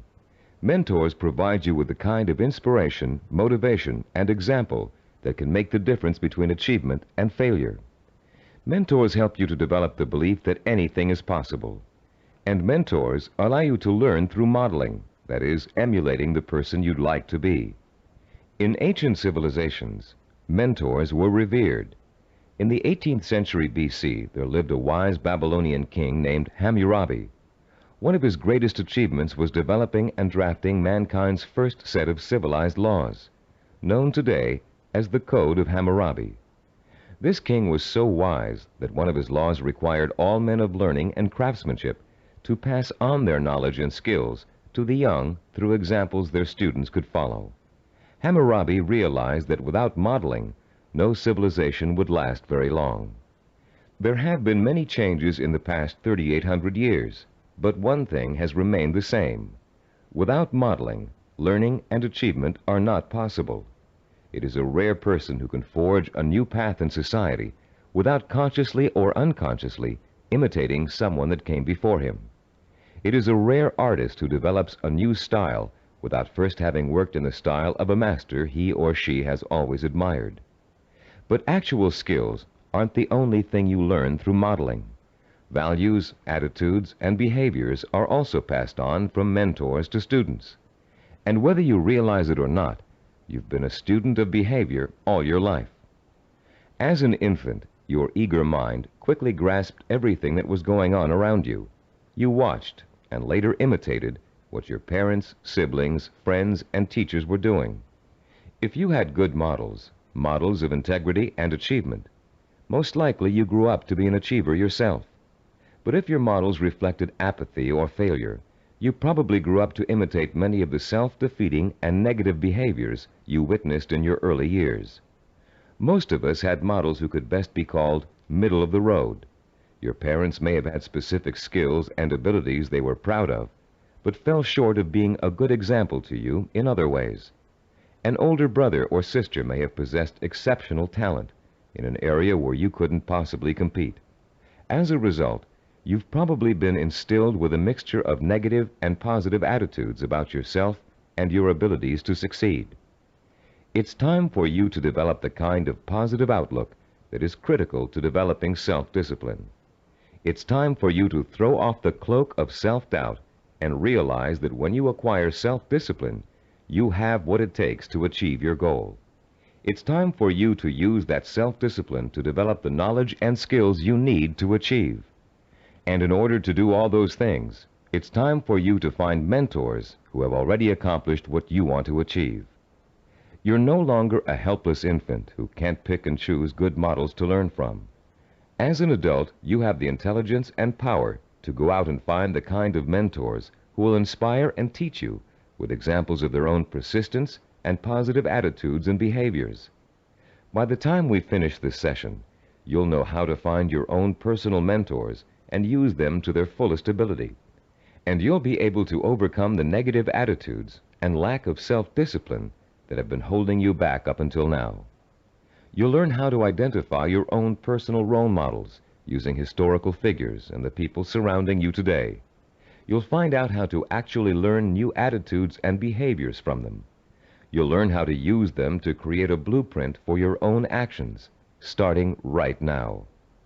And more importantly, you'll learn how to draw inspiration from them, the kind of inspiration that empowers your purpose, what you want to achieve, with a sense of possibility.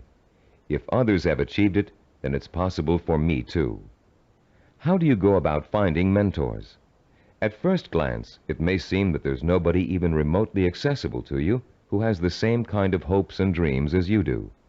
But high achievers always find a way, and so can you. In our research, we discovered that achievers draw their inspiration from role models in two ways: indirectly, from reading and watching films, and directly, through day-to-day observation and contact. Let's first discuss how self-disciplined achievers indirectly find their mentors. Indirectly, they learn through media portrayals, mostly through the reading of biography and autobiography, reading profiles of achievers in magazines and other periodicals, and watching inspirational films and television programs. You may not be able to meet and talk to George Washington, Charles Lindbergh, Margaret Mead, or Agatha Christie, but each one of them has left behind a legacy of accomplishments that have been covered extensively in print and film. Stop now and think of all the people you've read about, heard about, or seen portrayed in films. Whom did you admire most? Whose story elicited a throb of recognition from you, a feeling that if you could be in anyone's shoes, that was the person you'd like to be? It could even be a fictional character, a great detective or explorer created by an imaginative writer. But there had to be, and still has to be, someone you've always greatly admired and wished you could be like. After he made the film Rocky, Sylvester Stallone talked in an interview about the power of mentors and how his movie worked to inspire millions of people around the world. "I think there's a definite formula in reaching audiences," he said.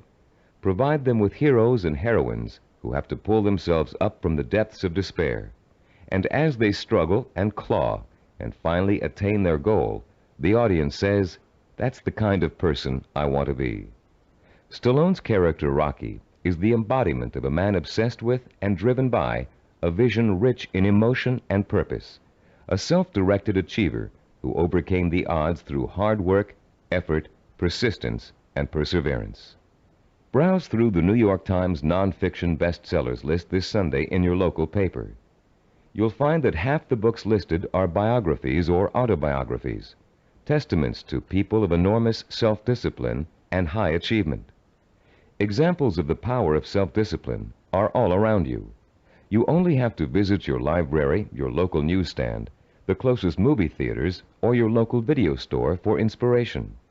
Your first step in finding a self-disciplined mentor is to search out books, magazine articles, and movies in which the main characters, fictional or real, have achieved something similar to what you want to achieve.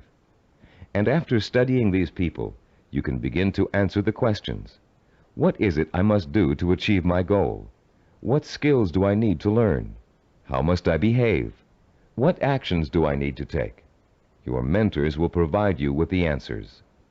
The self-disciplined have 3 direct methods of finding role models to learn from and emulate. The first is through personal acquaintances. They may have a friend whose business or personal successes have inspired them to take similar routes to the top.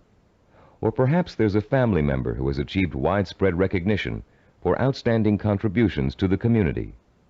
Because these mentors are close at hand, they can be watched from a front row seat. You can observe their attitudes, behaviors, and thinking patterns. You can notice how they solve problems. You can pay attention to how they behave when confronted with setbacks or victories. You can watch these mentors grapple with the issues of everyday life and the larger issue of achievement in a chosen area. But sometimes there just aren't any people who are that close to you who fit the bill of the self-disciplined achiever. You must find other methods of seeking out real-life mentors. The second way self-disciplined people directly find mentors is through what is commonly known as networking. Networking consists of building relationships with the people who can introduce and expose you to positive role models. Networking is not to be confused with social climbing. The primary motivation of the networker is to learn as much as he can from as many successful people as he possibly can. The main benefit from networking is the quality of the contacts you can establish. Contacts that will create greater opportunities and put you in the mainstream of successful, self-disciplined role models. The third source of finding models directly is apprenticeship, learning directly from a master mentor. The concept of apprenticeship may seem old-fashioned in a world of computer-assisted learning and mass public education, but most of the high achievers we studied apprenticed themselves in some fashion to a mentor who could pass on his or her skills through intentional, personalized learning. Apprenticeship is extraordinarily common in the arts, trade crafts, business, medicine, law, politics, teaching, and sports. Leaf through any encyclopedia and notice how many of the achievers profiled learned their skills under the tutelage of a master mentor. Some people are obvious masters of their craft and easy to pick as mentors, but sometimes it isn't so obvious, especially when it comes to business or professional achievers. How can you choose among several possible candidates? How can you pick the person who is most likely to provide you with the inspiration and example you need? In Session 2, you used an assessment form to compare your own behaviors, habits, and thought patterns against the 10 positive characteristics of the self-disciplined achiever. On page 25 of your study guide, you'll find a similar form that you can use to identify the strengths and weaknesses of prospective mentors, with instructions on how to use it. Put this form to work for you as you seek out that special person who can help you achieve your most cherished dreams and goals. When choosing a mentor of any kind, pay particular attention to how he or she developed the knowledge, skills, and abilities it took to reach his or her goal. Was there special schooling involved, particular reading materials, an apprenticeship with a mentor of his or her own, carefully sought-out teachers? How many hours did your mentor work every day toward achieving his or her goal? Also, pay close attention to your mentor's way of thinking. Be sure to choose someone who handles stress and pressure well, someone who responds to difficult problems by coming up with creative solutions, someone who loves what they do but still finds time for important personal relationships. The highest achievers work hard but are not workaholics. They still find time to enjoy their friends and families. Look for a mentor who has learned not to waste time and who has mastered the art of juggling a heavy schedule while staying calm and in full control. This will be an important trait for you to imitate, and find someone who neither capitulates to everyone around him nor is so arrogant he won't listen to the opinions of others. You'll want to learn how to listen well and then make your own decisions. In looking for all these traits, remember that your mentor is still going to be human and have faults. This is one of the most important things you can learn about your role model. In spite of great success, wealth, and the admiration of friends, family, and the community, he or she makes mistakes just like you. Rather than being disappointed in your mentor, you should rejoice over his or her human failings, because those failings mean that anyone can succeed just as they did. If it was possible for an imperfect person with one all-important goal in life to make that goal come true, you can do it as well. At Cybervision Systems, we've developed a number of sports training video cassettes that use a new and revolutionary learning technique. These video cassettes feature some of the world's greatest athletes, highly self-disciplined achievers who have won world championships and Olympic gold medals. And in the casual conversations we've had while working with these athletic stars, each one has revealed that he or she had a mentor whose skills, attitudes, and behavior served as an example of how to achieve. One of the things that struck us during these conversations was the fact that most top athletes were just as intimidated as you and I might be the first time they met their role model heroes, for lack of a better word. The idea that a major league ball player of undisputed talent might be quivering like a school kid in the face of their lifelong hero made us feel pretty normal, actually. I think we all feel a sort of psychological barrier when it comes to measuring ourselves against our role models. But as the athletes we talked to discovered, that barrier can be overcome quickly and easily. Each of them described the eventual realization that came from playing on a team with a personal hero or from riding the same pro circuit. The realization? As Olympic gold medal skier Jean-Claude Killy put it, everybody puts his pants on, one leg at a time. What each of them realized was that they too could easily perform like the role model they idolized. The idols, viewed close up, turned out to be as ordinary as the worshippers. They realized how great an opportunity they had to learn from their hero. Discovering that their idols were human and fallible, they began to believe deep within their hearts that they could equal or even surpass their idols' accomplishments. Though the role models you choose have developed tremendous strengths that have made them successful, they also have many weaknesses. Renowned fiction writer Ray Bradbury, for example, who was first published when he was in his teens, will never win the Monaco Grand Prix, or even a race to the local supermarket. Why? Because he never learned to drive a car, a skill most of us acquired long ago without thinking about it twice. A friend of ours who was independently wealthy, a local politician, a publisher of fine art books, and a world traveler, Wears finely crafted boots with all his clothes, even his business suits. Is it part of his personal style? Yes, but his close friends know his secret. He never mastered the bow knot. This much admired man literally cannot tie his shoes. Recognizing how human and fallible your mentor really is, demystifying your role model, plays an important role in boosting your confidence in your own ability to succeed. If a man who cannot tie his shoes can become a politician, a publisher, and a self-made millionaire, what couldn't you accomplish with the same ambition and drive that got him where he is? This is a man who never let minor shortcomings hold him back. He and 1,000 other mentors will prove to you that you don't have to be perfect to succeed. In fact, you may be amazed to find out that there are a lot of similarities between you and your mentor. People with similar goals often think alike. The only substantial difference, then, between you and your mentor is the kind of self-disciplined effort he or she has applied to achieving a goal. If you apply the same kind of effort, you can be just as successful in achieving your goal. As a matter of fact, you can try on success for size by emulating your mentor's achievements while you're working toward a similar goal.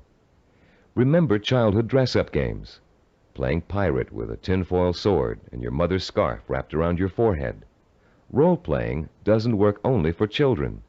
It can give anyone who's striving to reach a particular goal a template to follow for achieving that goal. Hunter Thompson, who broke new ground in journalism in the 1970s with his gonzo style, picked up much of his technique by imitating one of the greatest writers in the English language, Charles Dickens. Thompson literally sat down and physically copied Dickens by hand, letting his mind and his muscles get used to Dickens' rhythm and style. Hour after hour, he copied Dickens' prose, word for word. And Thompson went on to become a successful and popular contemporary writer. The great 19th century psychologist and philosopher William James contended that if you want to acquire a positive habit or behavior, simply act as if you already have it, and you will. James was aware that the human nervous system is incapable of distinguishing between a physically real experience and a vividly imagined one, which means that once you select your mentor, all you need to do is act just like that person in order to be just like him or her. Remember General Patton? He acted just like Alexander the Great, and he won battle after battle against the Axis. What about Babe Ruth? He imitated Shoeless Joe Jackson and went on to achieve much greater fame than his role model. Or perhaps you've heard of a fictional character named Bunker Bean. Bunker Bean was a timid, weak boy, raised by his parents to think he would always be a failure, and he was. He failed in school, he failed with his friends, he failed in everything he attempted, until one day Bunker Bean ran into a fortune teller who told him he was the reincarnation of Napoleon and was destined to achieve great things. Bunker Bean was shocked out of his usual apathy by this revelation. Going to the library, he took out every book he could find on the legendary Napoleon Bonaparte. He bought posters of Napoleon and hung them up all over his room. And as he studied about the emperor, whom he really believed was his former self, he began to imitate Napoleon's habits, attitudes, and behaviors. Years later, Bunker Bean was a rich and powerful man. He had everything anyone could have asked for. Running into the fortune teller one day, he thanked her for changing his life by telling him about his former self. And to his astonishment, she laughed and told him she had lied to him years before, just to get his money. He wasn't the reincarnation of Napoleon after all. Bunker Bean was crushed. But since he had spent the many years acting like his role model, he found he couldn't shake the habits of success he had acquired. It was then that Bunker Bean realized that everyone is born with the potential to be a great achiever, if they can only believe they are. You don't need a fortune teller to set you on the road to greatness. You do need to find a mentor, study that mentor, realize his or her strengths and weaknesses, and start imitating the behavior that made your mentor the success he or she is today. If you were an actor preparing for a starring role, you'd spend months studying the script, learning your lines and rehearsing your part over and over again until you knew it inside out. Only then would you have the knowledge, skills, and confidence to to make a glorious debut. If, as Shakespeare said, all the world's a stage, then finding a mentor is your way of choosing your own starring role. For a while, as you closely observe your mentor and learn the script, you'll be just an understudy. But then, one day, the stage will be yours. Acting as if has remarkable suggestive power. In a book called The Wind Walker, which was made into a powerful film, an aged blind Indian spends his days teaching the ways of warriors.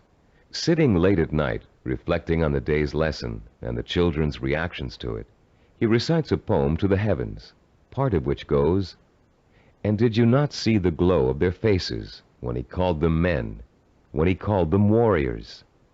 And is it not so that we become most quickly the persons we think we are?" And later, this passage appears. He was making the children feel important, that one day they could be important. That was the way of a teacher, of a true man. Once you select your role models and learn about them and from them, you, like the young Indian children, should feel important, so that one day you will be important. This power of importance you draw from role models is really the power of possibility. Once you learn about your role models, their strengths and weaknesses, they become real and human to you. You stop worshiping them and begin to believe that you can become like them, or even surpass them. Once you make this realization, then your purpose becomes more real, more possible, and the fires of desire, fanned by the sense of possibility, begin to burn deep within your heart. And then, and only then, can you successfully begin the process of working persistently and progressively toward your vision and purpose.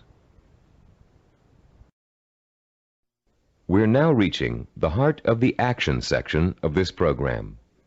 In this session, you're going to learn how to transform your purpose into sensory-rich, emotion-provoking images of achievement. But before we do, let's quickly review the kinds of actions you've taken so far to begin your journey to achievement. In Session 4, you learned how to determine your purpose, the goal that represents the true desire of your heart and mind. This purpose is so important to you that you're willing to dedicate a great deal of time and energy to achieving it. It gives you a reason for living, and a reason for becoming the kind of self-disciplined achiever who can make it happen. In Session 5, you learned how to identify models of achievement, people who have already attained goals similar to yours. You learned how to turn those models into personal mentors, people who can inspire and teach you to achieve in much the same way they did. You found out how to isolate and identify their talents and habits. You also learned to use your mentors to create a strong sense of possibility, a feeling that if they could do it, so can you. With a clearly defined purpose and a strong feeling of "it's possible for me," you have already broken through the chains of failure that shackle and bind more than 90% of mankind. Most people don't have a purpose. They don't think that they're capable of achieving anything worthwhile. Now you're ready to take another giant step on the road to achievement. In this session, you're going to learn just how to translate your purpose into an emotion-provoking vision. This vision will become so real in your imagination that it will inspire and motivate you to work towards it every minute of every day until you make it come true. What we call your vision of success is a clear, sensory-rich, highly detailed mental picture of what you want to achieve and the rewards you'll experience as a result of its achievement. When this vision of success is linked to your purpose and a strong sense of possibility, it will, like a hot branding iron, burn itself deep into every fiber of your being. Not only will you become obsessed with this vision, but you'll also develop a sense of deep belief in your ability to achieve it. Your vision allows you to make a quantum leap from the sense of possibility to the sure-fired conviction that I know I can do it. You're about to learn a simple but powerful 4-step process for transforming your purpose into a sensory-rich goal. Once you have done that, we're going to give you 5 easy-to-use guidelines that will help implant the goal deep into your mind and nervous system. It will then become a permanent part of you, and serve as the fuel that fires your emotion and incites you to purposeful action. Let's now begin to learn about the process of sensory goal setting and how you can use sensory goals to develop what we call a magnificent obsession, a burning desire to achieve your purpose. The first step you must take is to translate the statement of purpose you developed in Session 4 into what we call a sensory goal statement. As you recall, your statement of purpose was a general statement of what you would like to achieve. Your sensory goal statement is going to be much more specific. There are three main elements to the statement you are now going to write. First, it must be result-oriented. It must focus primarily on what you want to get out of your achievement. Second, your sensory goal statement must be time-specific. You must determine a point in time when your goal will be achieved. And third, it must be measurable. You must specify a criterion that lets you know when your accomplishment is complete. If you want to become a doctor, for example, your criterion might be finishing your internship and setting up your own practice. If you want to start your own business, your criterion of success might be the day you move into your own offices or hire your first employee. Having a measurable goal gives you the motivation to work towards a specific end. It also lets you measure your progress along the way and take corrective action if you're moving off target. This sense of having a concrete reality to work for, combined with an actual time frame and a result to look forward to, fuels your drive and compels you to work persistently and systematically toward the ultimate success of your endeavors. Let's quickly look at a few examples of how a statement of purpose can be translated into a sensory goal statement. Let's say your statement of purpose reads, I want to help cure disease. Your sensory goal statement might read like this. In June of 1989, I will receive a medical degree. If your purpose is to become your own boss, then your sensory goal statement might read, in January of 1987, I will open up a retail store of my own. If your purpose is to run a marathon, your sensory goal statement might read, in June of 1986, I will enter the Boston Marathon and complete the 26-mile run in under 5 hours. Now turn to page 29 of your study guide and look at Form 6.1. There's a space there for you to write your goal statement down. Take a moment now to compose and write your sensory goal statement in the space provided. I'll pause for a minute while you do this.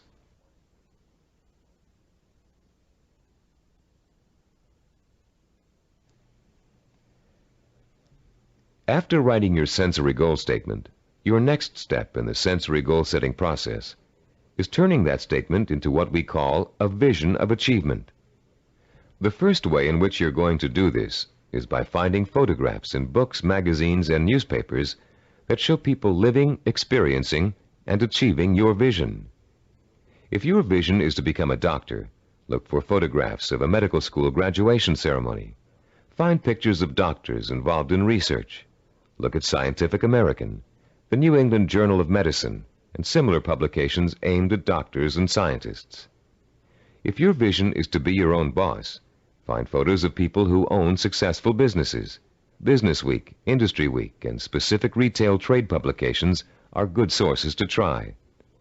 If your vision is to run the Boston Marathon, make photocopies of newspaper stories about marathon winners that you can find in the library. And check Runner's World and similar publications aimed at serious runners. The purpose of this exercise is to give you some concrete images to inspire your own personal images of achievement. You'll learn how to create those personal images in a few moments.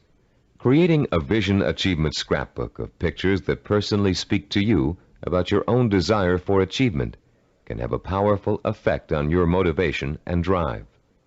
Devote some time today or this evening to locating these pictures, and in the future, continually be on the lookout for more. The third step in the process of developing a sensory goal requires that you make a listing of all the advantages and rewards you will experience as the result of achieving your goal. For a few minutes, close your eyes and imagine that you have already successfully realized your ambition. How is your life different because of it? What recognition have you achieved? Has it made a difference with your family and friends? Has it made an impact on other areas of your life? Are you getting up at the same time in the morning, driving the same car to work? Are you going out more in the evenings, wearing different clothes? Turn to page 31 in your study guide, and in the space provided on Form 6.3, write down every single reward you can imagine resulting from the achievement of your goal. Don't just write down the general rewards, get as specific as possible. For instance, running the Boston Marathon may greatly boost your self-confidence and increase the respect you get from family and friends. But training for it will also get you into superb physical shape, meaning you'll have more energy, more stamina, more drive. You'll look better, feel better, sleep better, and do a better job at work. Use the photographs from your scrapbook to help you identify all the rewards you can think of that are associated with your goal. And when you're finished writing them down, you'll be ready to translate them into a vision that will stimulate your emotions, provoke your desire, and incite you to positive action. Close your eyes for a few moments and imagine that you have just achieved your goal. Where are you? What do you see around you?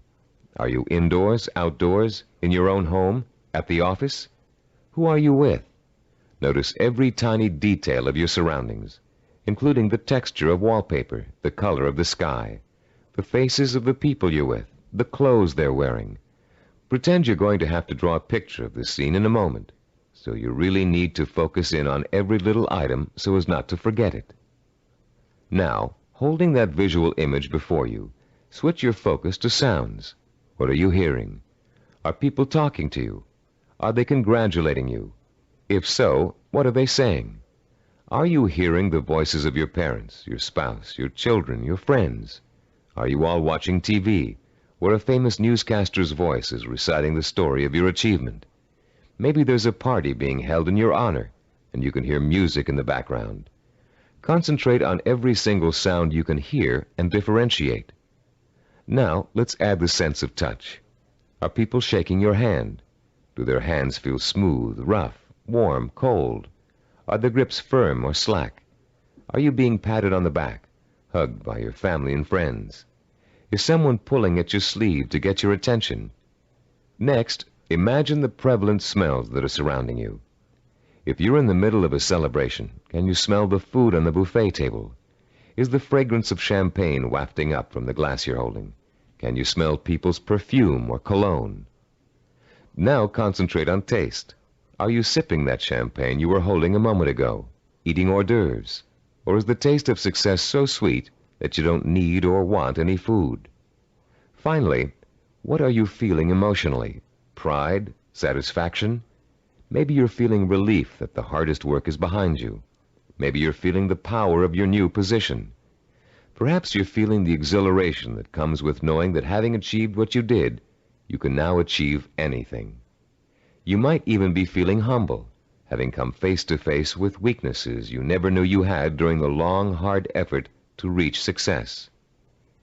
After you have awakened all of your senses to the sight, smell, taste, touch, sound, and feeling of success, turn to page 32 in your study guide and complete Form 6.4, entitled The Sensory Vision Worksheet.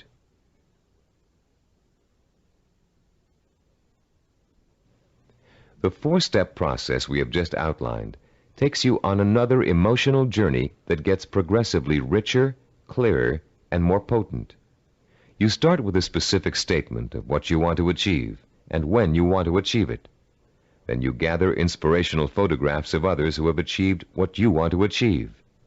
You imagine and list the rewards and benefits you'll experience as a result of achieving your goal.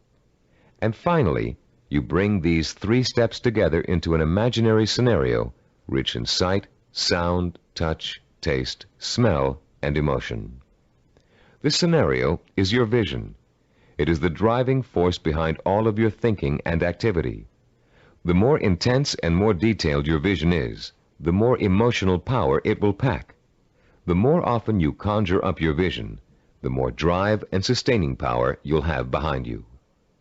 This drive and power will in turn enable you to develop working plans, working habits, knowledge, and skills you need to achieve your goal.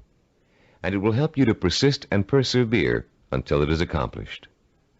Now that you've imagined reaching your goal in all of its sensory detail, you're going to have the opportunity to record it on tape. Don't leave out a single sensory detail. The richer your description, the more powerfully it will affect your ability to keep striving to reach your goal, day after day, week after week, month after month. Use as much enthusiasm as you can during your description. You should be enjoying yourself. After all, it's your vision of success you're describing. After you've finished recording, play back your description and listen to it carefully. Did you falter in places? Were there things you couldn't describe fully? Did it sound as if you didn't quite believe what you were saying? If the first version of your story doesn't satisfy you, erase it and create another one. Do this over and over until you have a version that completely satisfies you. It should be highly detailed and utterly convincing. And if, along your path to achievement, you find your goal changing shape or form, just record a new version that better fits your new goal. You're now going to learn to use this recording as part of a 5-step daily plan for internalizing your vision and making it so much a part of you that it will drive you to plan, to work, to achieve, to persist. Your first step will begin early in the morning, soon after you wake up. The first thing you're going to do before going about your daily business is to review your statement of purpose, your sensory goal statement, your photographs of achievement, and your list of rewards for achieving your goal. This is not just to remind you of why you're striving for success. It's to remind you of exactly why you need to succeed. Your statement of purpose, your list of rewards, your photographs, all speak of your deep need for achievement and the ways in which it will satisfy you and enrich your life. This is what you need to awaken in yourself anew every single morning. After you've reviewed those materials, your second step is to listen to your recording of your sensory goal description.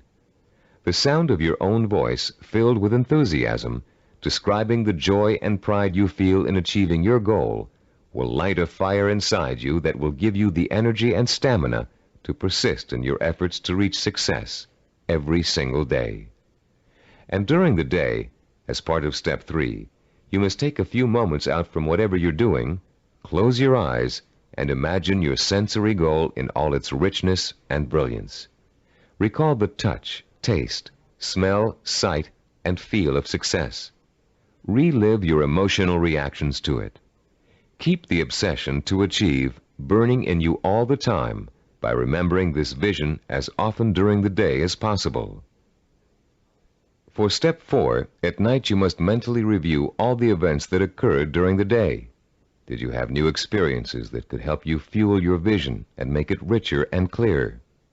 Make another recording that reflects your new thoughts and feelings. Step 5 consists of listening once more to your sensory goal description before going to bed. And as you're falling asleep, play your sensory-rich scenario of achievement over and over again in your head.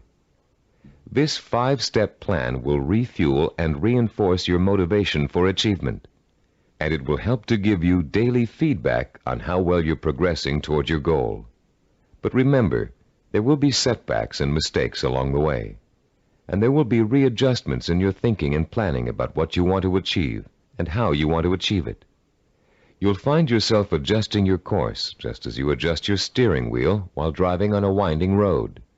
This is to be expected because there is no effortless path to achievement. For this reason, we suggest you record your vision over again at least every 2 weeks. That way, it can keep pace with your daily experiences and changes in outlook. You've come a long way in this session. You've turned a general statement of purpose into a specific statement of what goal you want to achieve. You've put an achievement date on that goal. You've gathered pictures of it. And you've learned to turn it into a living, breathing vision of success that evokes the kind of strong emotions you need to sustain a long, hard effort of achievement. Now is the time to record your vision. Take your time and do it as many times as necessary until you are satisfied with the results. Remember, you're going to be listening to it twice a day, so it needs to be rich and rewarding. You may find you need several tries before you successfully record a vision that satisfies you in its richness of detail and intensity of emotion. Do as many versions as you need until you get the one that sounds just right. If your goal changes, record a new version. If you've reached your goal and want to pursue another, create a new vision and record it. Remember, include all the details and be as enthusiastic as possible. Now, begin your own narration of what it would look, taste, touch, smell, sound, and feel like to achieve your goal. What you can do, or dream you can do, begin it.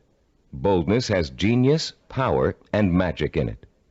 These immortal words, written by the great German philosopher and dramatist Johann Wolfgang von Goethe, perfectly set the stage for what you're going to learn in this session. Here, we're going to help you turn the vision of what you want to achieve into an action plan. In Goethe's words, to boldly begin your dream. You already have the vision. You believe in it and in your potential to achieve it. Now we're going to work on a practical, step-by-step process through which your vision can be brought to life. For, as former United States President Theodore Roosevelt said, dreams are a dime a dozen. Everybody's got dreams. It's their execution that counts. Planning is the logical mapping out of where you want to go and how you want to get there.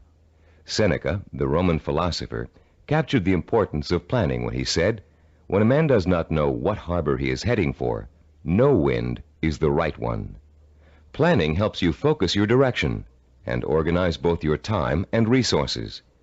Every moment spent in planning saves 3 or 4 in execution.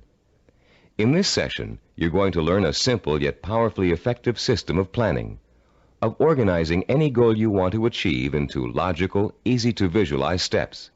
This system is applicable to any type of task or project, from building a deck to getting a medical degree. It will help you to make short or long-range plans, organize your resources, create schedules to meet necessary deadlines, and improve your decision-making skills. It will also improve the quality of your work. While following this plan, you'll experience an increase in self-confidence and pride as you realize that you are on your way to becoming a self-disciplined achiever. Every small task in your plan that you accomplish will be living proof that you are one step closer to your goal. And as you take each step, your faith in your ability to accomplish your goal will be reinforced and expanded. In approaching the creation of a plan, it is important to keep the following basic facts in mind. First, planning is a way to look at both the whole picture and parts that make up the whole. It is a way to organize those parts in a logical and sequential way. One step should lead to another. More than that, each step you take should make the next step possible, like adding links to a chain to make a fence. We've introduced you to the concept of macro and micro achievements. The whole picture is your macro achievement.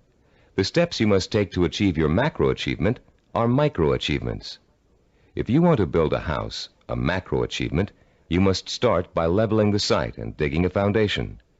Only after those steps have been accomplished can you go on to pouring the foundation, putting up the framing, putting in electricity and plumbing, finishing the walls, installing the roof, and so on. The second fact to keep in mind is that ideas take time to implement. I won't dwell at length on the subject of time now, since we're going to devote all of Session 8 to time. But I'd like to tell you a short story about a Micronesian island leader named Pialug that illustrates the kind of time and patience it takes to achieve excellence. 50-year-old Pialug is the most respected and powerful man in his community because he's a navigator. His grandfather had told him, "If you learn navigation, you will have a name. You will eat the navigator's food. At sea, you will have more power than a chief." Pialug began learning navigation at the age of 5. Using shells and pieces of coral on sand, his grandfather created models of the constellations to teach him how to chart distance and direction. Pialug learned that at the right time of year, he could simply point the bow of his canoe at the rising star to steer his course. But since the stars rise 4 minutes earlier each evening, the rising star changes position every day. So Pialug also had to learn the positions of the multitude of lesser stars. It took him 45 years to learn every movement of every major and minor star and constellation in the nighttime sky. But having taken the time to learn, Pielug now enjoys the respect, admiration, and status in his community that comes with being a navigator. Like Pielug, you must recognize that it will take time to achieve your goal, weeks, months, or years. Like Pielug, you must develop patience in learning the steps that lead to your goal. With time and patience on your side, you'll be assured of realizing your ambition. And like Pielug, you'll achieve the respect that comes with final accomplishment. A third fact to remember in creating a plan of action is that ideas take concentrated work to come to fruition. Too many people like to think that managing a project means that others do the detail work. They can simply spin out ideas like sparks from a child's pinwheel toy, leaving others to tend the fire. If you leave others to tend the fire, don't blame them if the house burns down. Admiral Hyman Rickover spent over 40 years building America's nuclear submarine fleet. Rickover himself supervised the research, design, construction, and operation of the mighty underwater craft. His reputation as an excellent manager who always got results was only equaled by his talent for engineering. Upon Rickover's retirement, he explained his philosophy of management to an interviewer. "The man in charge," Rickover said, "must concern himself with details. If he does not consider them important, neither will his subordinates. Yet the devil is in the details. It is hard and monotonous to pay attention to seemingly minor matters. In my work, I probably spend 99% of my time on what others may call petty details. Most managers would rather focus on lofty policy matters. But when details are ignored, the project fails. No infusion of policy or lofty ideals can correct the situation." 3 basic elements to keep in mind, then, when creating an action plan. They include looking at the whole picture, taking time to complete each step before you go on to the next, and paying attention to details. A 4th point to remember is planning, and the implementation of a plan is a trial and error process. You will make mistakes. Most of them will be unavoidable and will serve as springboards of learning and refinement. When you make a mistake, learn from it. Take corrective action to avoid making it again, and get right back on course. Remember, supposed experts have made greater mistakes than you're going to make, and have managed to turn them into creative successes. Take the Coca-Cola Company's introduction of the new Coke, for example. After spending millions of dollars on market research, and more millions of dollars marketing their reformulated soft drink, they were forced by public pressure to bring back the old formula. They made a mistake in trying to change the taste of Coke, and their marketing executives admitted it. But because of that mistake, Coke is now in a stronger marketing position than ever.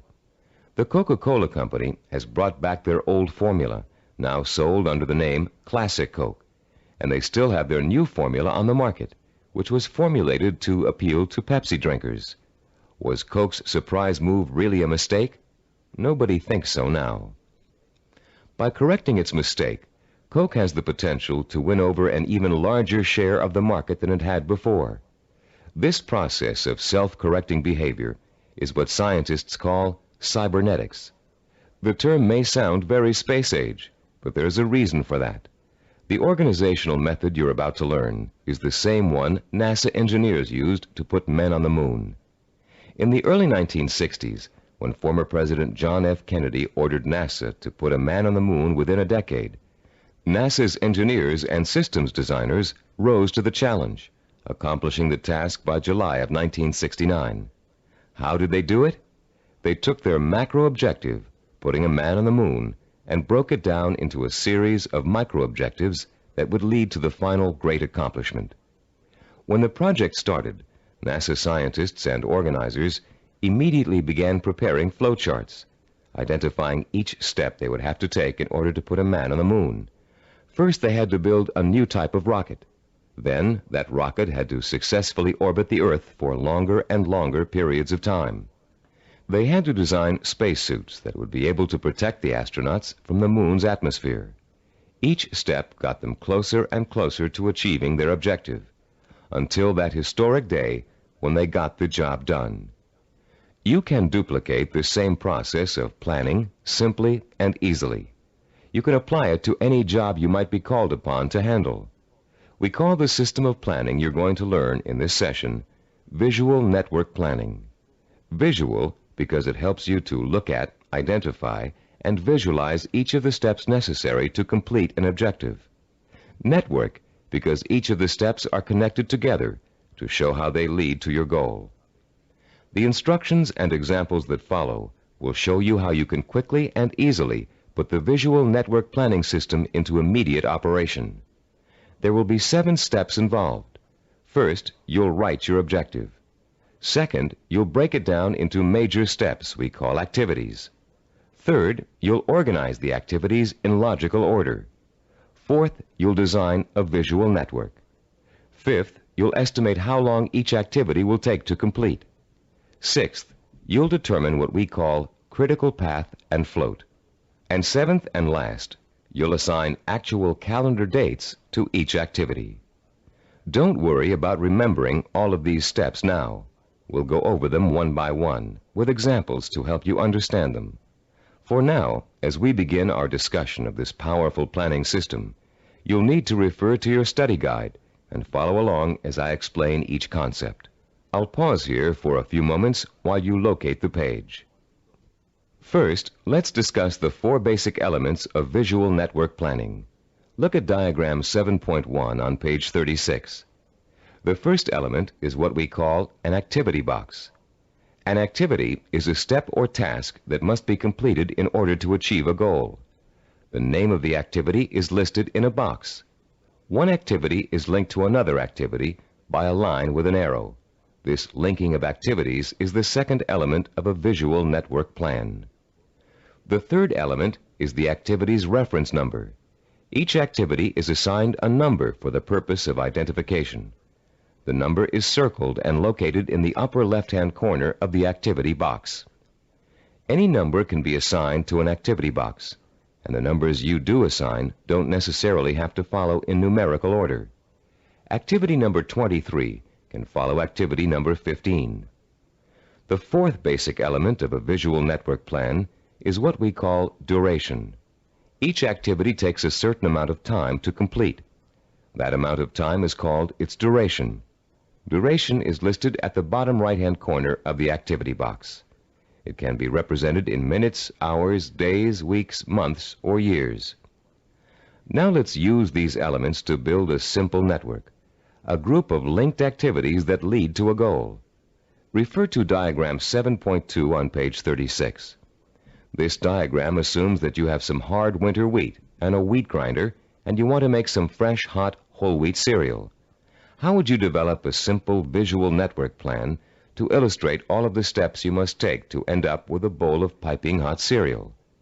Your first step would be to get a piece of paper and pencil and list your objective on the top. In this case, it would read something like, cook whole wheat cereal from scratch. Your second step would then be to break your objective down into its major steps or activities. In this case, there are 2 major activities involved. The first is grinding the wheat. The second is cooking the wheat. Third, you would then put the activities into their logical order. In our example, the wheat must be ground before it can be cooked. And fourth, you would construct a visual network plan in which the 2 steps are placed in activity boxes with reference numbers, durations, and linked arrows. We have already developed the visual network plan for this objective in diagram 7.2. As you can see, activity number 2 is grinding the wheat. Activity number 4 is cooking the wheat. When activity number 2 has been completed, having taken 2 minutes, activity number 4 is ready to begin. Activity number 4 takes 7 minutes. Reaching your goal of making a bowl of fresh, hot, whole wheat cereal takes a total of 9 minutes. This simple visual network plan shows you how many activities you need to complete before your goal can be accomplished. In this case, 2. And how long each activity will take. In this case, 2 minutes and 7 minutes. The example is very elementary. If you look at diagram 7.3 on page 37, you'll see a slightly more complex visual network plan. In this case, our goal has two activities that are dependent upon the completion of one activity. Here our goal is to get both a car and a motorcycle out of a garage. Neither can be accomplished without opening up the garage door. Notice also that Activity 5, labeled Getting the Car Out of the Garage, is independent of Activity 7, labeled Getting the Motorcycle Out of the Garage. Both activities 5 and 7 can be accomplished at the same time, providing you have someone to drive each vehicle and providing the door is opened first. In this example, note that 5 of the 7 steps of visual network planning have been completed. 1, the objective has been written. 2, the major steps of the project have been identified. 3, the steps have been put into a logical order. 4, they have been organized into a visual network. 5, each activity has been assigned a time estimate for completion. Now let's examine Step 6, the concepts of critical path and float. To help you follow along in our explanation, turn to page 38 of your study guide and look at diagram 7.4, titled Critical Path and Float. As you can see, we have expanded our visual network plan for cooking cereal to one for cooking and eating cereal. The new objective is to prepare and eat freshly ground whole wheat cereal in 15 minutes. Look at the visual network plan. You now have 3 separate paths that come out of Activity 3, grinding wheat. Going from the top down, the first path is made up of Activities 3, 5, and 11. The middle path is composed of Activities 3, 9, and 11. The bottom path includes Activities 3, 7, and 11. Look at the 3 paths individually and total up the amount of time each will take. The middle path will take a total of 14 minutes to complete. The top path takes only 8 minutes. The bottom path takes 9 minutes. Look at your objective again. Your goal is to cook and eat the cereal within 15 minutes. If you are to complete your objective on time, the activities on the longest path must all be completed on schedule. The longest path on a visual network plan is known as the critical path. The activities on the critical path are called critical activities and are vital to the success of the project. The non-critical activities, those not on the critical path, can be delayed without affecting the result. These activities have what is called float. Float is the amount of time an activity can be delayed without affecting the completion of the project. In diagram 7.1, grinding the wheat, cooking the wheat, and eating the cereal take the longest amount of time and are thus on the critical path. Getting the bowls and milk can be delayed without affecting the schedule. Therefore, they both have float. Diagram 7.5 on page 39 is the visual network plan we use here at Cybervision Systems to develop our programs. Study the plan and try to determine the critical path. Which activities take the longest amount of time to complete? As you can see, activities 11, 13, and 15 are on the critical path. Activities 17 and 19, and 21 and 23, which take a total of 10 weeks to complete, have 6 weeks of float. Because of the amount of time it takes to complete the critical path, these activities can be delayed for 6 weeks without affecting the schedule. On the other hand, if any of the activities on the critical path are delayed, the whole project will be late. Identifying the critical path of your project enables you to gain control by knowing what your priorities are. You can then concentrate your efforts on getting those priority items done, letting the others float until you have time to take care of them too. The 7th step in developing a visual network plan is to assign calendar dates to each of the activity boxes. Once you're ready to commit your project to firm starting times, you must insert completion dates for all activities along the critical path. For example, if we were to begin our audio program development on January 5th, and the first activity on the critical path, developing a program idea, has a duration of 1 week, then the activity box showing the completion of this task would have a target date of January 12th. That date, and all others on the critical path, must be met in order for the project to be completed on time. A delay in finishing a critical path activity will result in the delay of the project. But critical path dates have another function besides keeping your project moving on time. These target dates also serve as guides for the float events that lead to your goal. You can position your float activities to coincide with your critical target dates in such a way as to complete them when it's best or easiest for you to work on them. These activities can be worked into your schedule because they can be delayed until it's most convenient for you to do them. Visual network planning works for macro goals and for micro goals. You can create one visual network plan for a macro goal, such as becoming a doctor, and create another visual network plan for getting through medical school. In diagram 7.6 on page 40 of your study guide, we've outlined a simple visual network plan for someone with a macro goal, becoming a neurologist. Each of the activities listed on this plan, which takes a total of 15 years of post-high school study, can be turned into a micro-network plan of its own. Any project that has a beginning and an end will benefit from visual network planning. Before embarking on your plan for accomplishing your macro goal, we suggest you try this organizational method out on something smaller so you can see the results in a matter of a few hours or a few days. Apply it to a project around the house that you've been putting off for weeks, pruning your trees or repainting several rooms. This will give you a chance to get used to organizing your activities in a logical and systematic way. In using this plan, you'll learn the meaning of hard work and patience. You'll find yourself tempted to skip certain steps and leap ahead to something you feel like doing right away.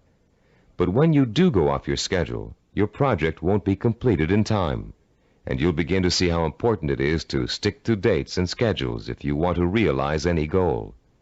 Using this plan will also reward you with a sense of self-disciplined accomplishment. As you complete each task on your path to success, you can mark it off on your chart and be proud that you've done it. You'll also be able to look at your chart at various times during your project and see how far you've come.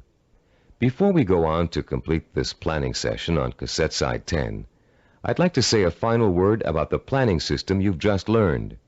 No one can be totally certain about the outcome of a string of planned events.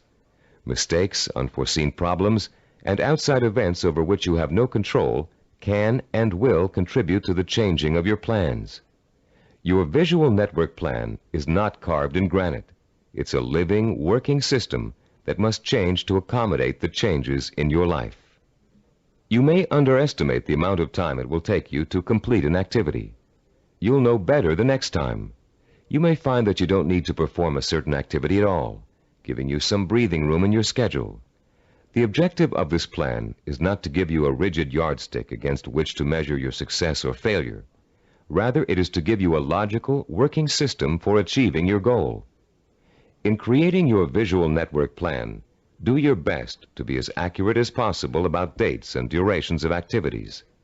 But remember that things may go wrong, and you may have to change those dates. This is not an excuse to quit. It is a good reason to keep sticking to your plan, for without it, you have little chance of achieving your goal at all. Remember, to successfully realize your purpose, you must have the courage to take risks, the courage to fail, and the courage to learn from your failures. Visual network planning is a roadmap that points out your destination and suggests a way to get there, but it doesn't tell you how to take the trip. It's up to you. On the next side of this tape, you'll take the exciting step of developing your own visual network plan, and you'll write your own story of achievement in a way that brings home the power and reward of final success. Now that you've been introduced to the guidelines of effective planning, you're ready to turn your own purpose and vision into macro and micro plans. As you do, keep in mind the following suggestions. First, the instructions on how to develop a visual network plan are guidelines only, and not a rigid set of rules. Use the principles we've discussed as a guide to meet your own specific needs. Second, take the time to work at converting your goal into a visual network plan. You'll probably need to come up with a number of rough versions before you arrive at your finalized plan. Don't get frustrated. The very act of planning will force you to think logically and use your creativity. More importantly, your vision will go from the abstract to the concrete, a step most people aren't able to take or don't know how to take. In developing your personalized visual network plan, you'll find that this system will become one of the most valuable tools you'll ever use. So study it thoroughly, familiarize yourself with the steps, get to work, and be patient. After you have developed your first visual network plan, there's an exercise I want you to complete. Take your plan and put it in front of you. Study what you've written for a few minutes. You have a stated objective, a list of activities, and a time frame. That's all it takes to tell a story. So I'm going to ask you to tell the story of the achievement of your own goal. Only you're going to tell the story in the past tense, as if your goal has already been achieved. In your story, pay attention to details. How long did it take to reach your goal? What did each step along the way feel like? Did you have to reevaluate your goal in the process of achieving it? What did you discover about yourself along the way that led to the successful achievement of your ambition? Keep your story simple. Pretend you're talking to a friend. Be enthusiastic. Be proud. Give your friend a step-by-step description of just how you did it. First I did this, then I did that, and this happened along the way, so here's how I took care of it, and so on. Now you're going to tell your story on tape to describe your success in sensory-rich detail, with all the enthusiasm you can muster, as if it finally really happened. When you're done, you'll have a record of your success that you can refer to again and again for inspiration. When you play your story back for the first time, listen very carefully to your descriptions. Did you falter in places? Was there a lack of conviction in your voice in certain areas? Did you hesitate, as though to tell yourself you really didn't believe that success was yours? Or were you self-assured and utterly convincing? If the first version of your story doesn't satisfy you, erase it and create another one. Do this over and over until you have a version that completely satisfies you with its richness of vision and inner strength. When you achieve your goal, you can use this same method of storytelling in pursuing another one. Always make sure that your story rings true and offers real inspiration to you when you hear it. Remember, don't be afraid to brag and relive the success you've already accomplished in your imagination. You've already taken an important step in mastering the science of self-discipline by learning how to turn your most important goals into step-by-step plans for achievement. Now comes the time to roll up your sleeves and learn how to put these plans into action. This is an exciting moment for you, and a turning point in your quest for success. Up until now, you've learned how to prepare for achievement. Now you're going to learn how to actually tackle the hard, efficient work that is the bread and butter of achievement itself. Notice we said hard, efficient work, not just hard work. Hard work alone doesn't guarantee success. In fact, many unfortunate people spend a great deal of time working very hard and never get anywhere in spite of it. Making intelligent and efficient use of your time is of paramount importance in achieving your goal, especially when that goal may take years to achieve. In this session, you're going to learn how to manage your time and effort so efficiently that you won't waste one valuable moment in your journey to achievement. You'll learn how to find time in an already busy schedule to work on the micro tasks that make up the stepping stones to your macro purpose. You'll find out why what we call seasoning, a special way of looking at time, is so critically vital to your success. You'll learn how to actually quicken time, make hours seem like minutes, weeks seem like days, and years seem like months. And you'll learn once and for all how to develop the do-it-now habit, allowing you to permanently overcome the world's #1 cause of failure, procrastination. By the time you finish this session and complete the corresponding exercises in your study guide, you'll be equipped with a new attitude towards time and achievement, and you'll be ready to begin systematically putting your step-by-step plans into purposeful, disciplined action. Let's now begin exploring the fascinating principles of using and managing time that can make the difference between success and failure. To begin at the beginning, let's talk a little bit about the relationship between time itself and achievement. We all know that it takes time to accomplish something. Depending on what you'd like to accomplish, it may take a little bit of time or a great deal of time.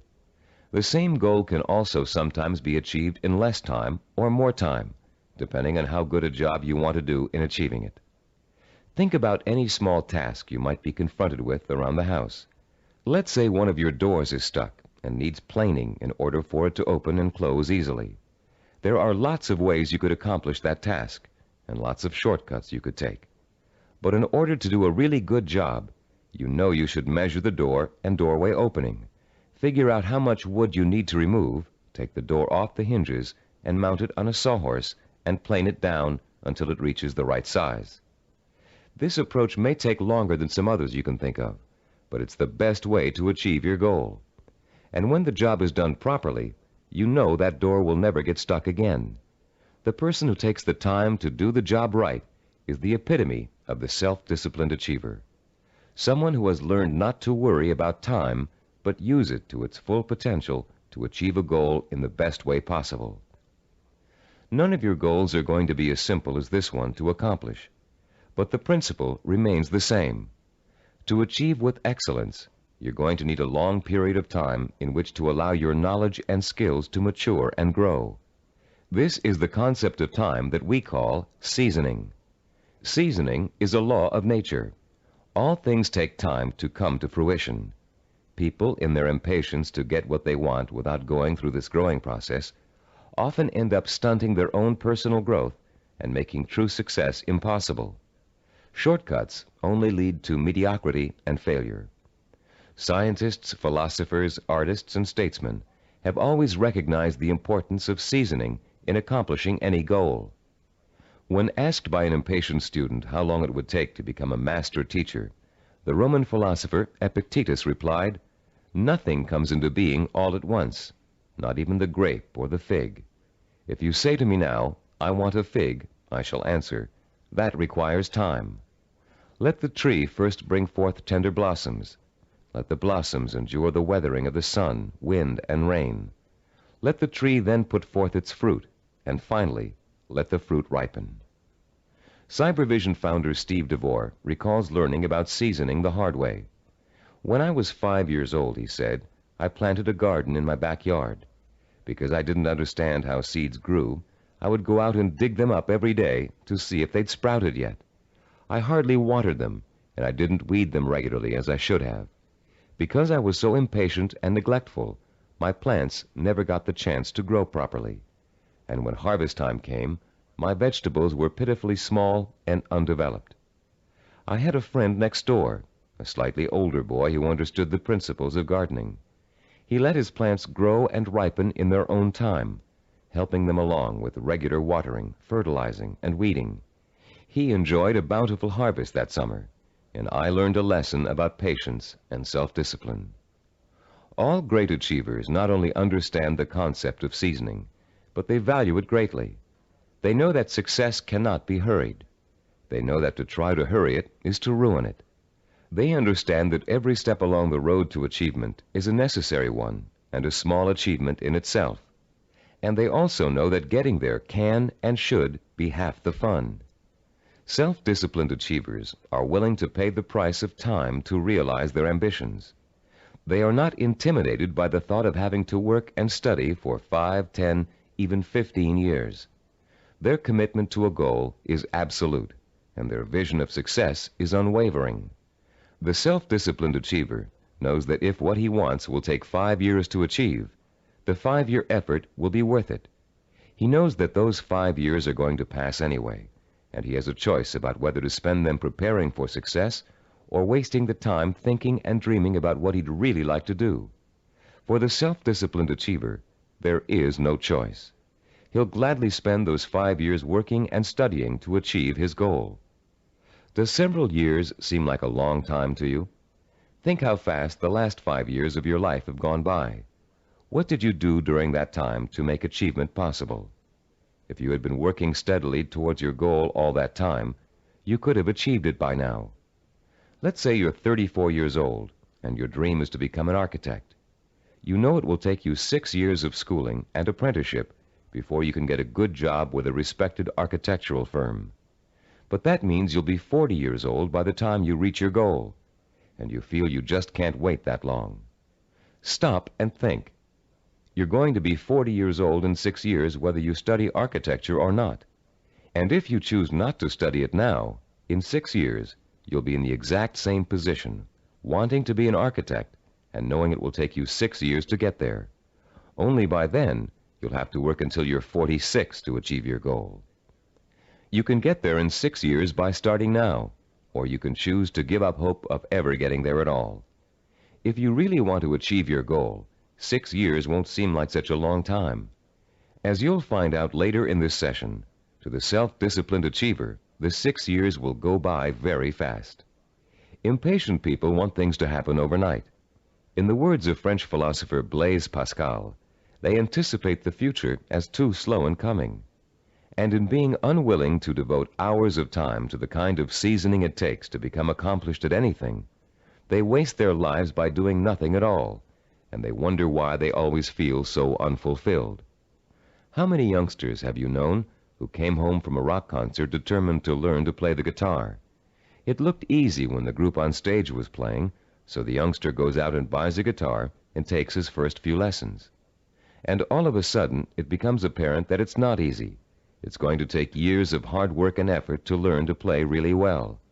So the youngster loses interest and gives up, bored with the tedium of practicing scales for hours. Yet the professional musicians he's watched have put in years of practice to get where they are, and where the youngster would like to be. The great artist Pablo Picasso was once approached by an admiring woman in a restaurant. Having recognized him, she asked him to draw something, anything, on a napkin for her. She told him she'd pay him whatever he thought was fair, if only he would provide her with this impromptu work of art. Picasso agreed and spent 5 minutes drawing a picture on the napkin. When he was finished, the woman picked the napkin up in delight. How much did he want for the picture, she asked. Calmly, Picasso replied, $10,000. Dumbfounded, the woman began to argue with him that a picture drawn on a napkin in 5 minutes couldn't possibly be worth that much. But Picasso just smiled and said, Madame, it may have only taken me 5 minutes to draw the picture, but it took me 40 years to learn how to draw it. 40 years. Does that seem like an interminable amount of time? To a master artist seeking the ultimate expression of his talent, a great scientist seeking a cure for disease, or an ambitious businessman trying to turn a small company into a Fortune 500 corporation, 40 years can seem to fly by overnight. To the dedicated, self-disciplined achiever, time is nourishment for what he wants to accomplish. And that time is well spent, taking step after step in a continuous effort to achieve a specific goal. The achiever does not get sidetracked. Every day he concentrates on the micro tasks that make up his macro purpose, and each completed micro task becomes a source of pleasure and a reward in itself.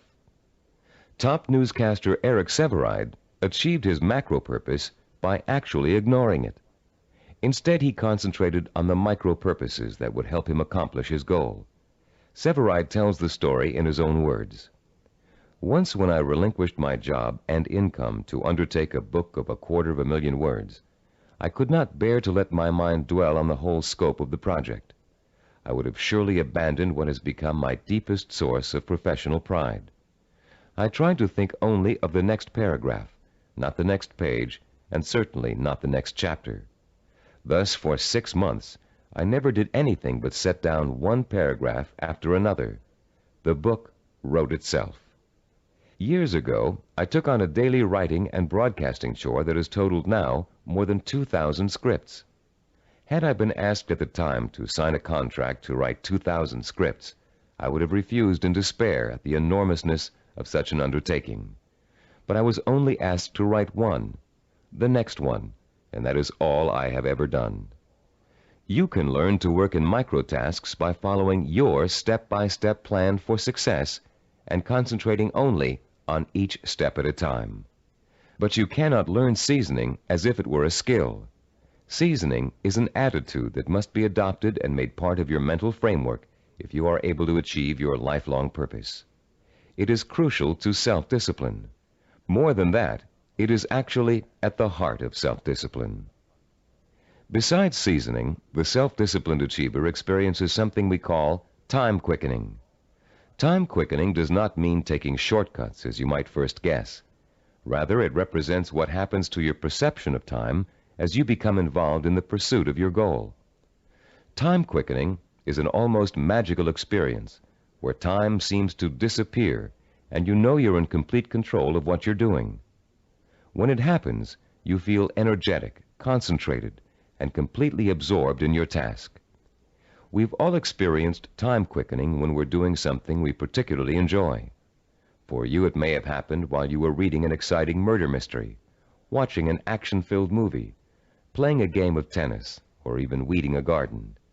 Time quickening takes place whenever you find yourself completely engrossed in something to the point where nothing can distract you.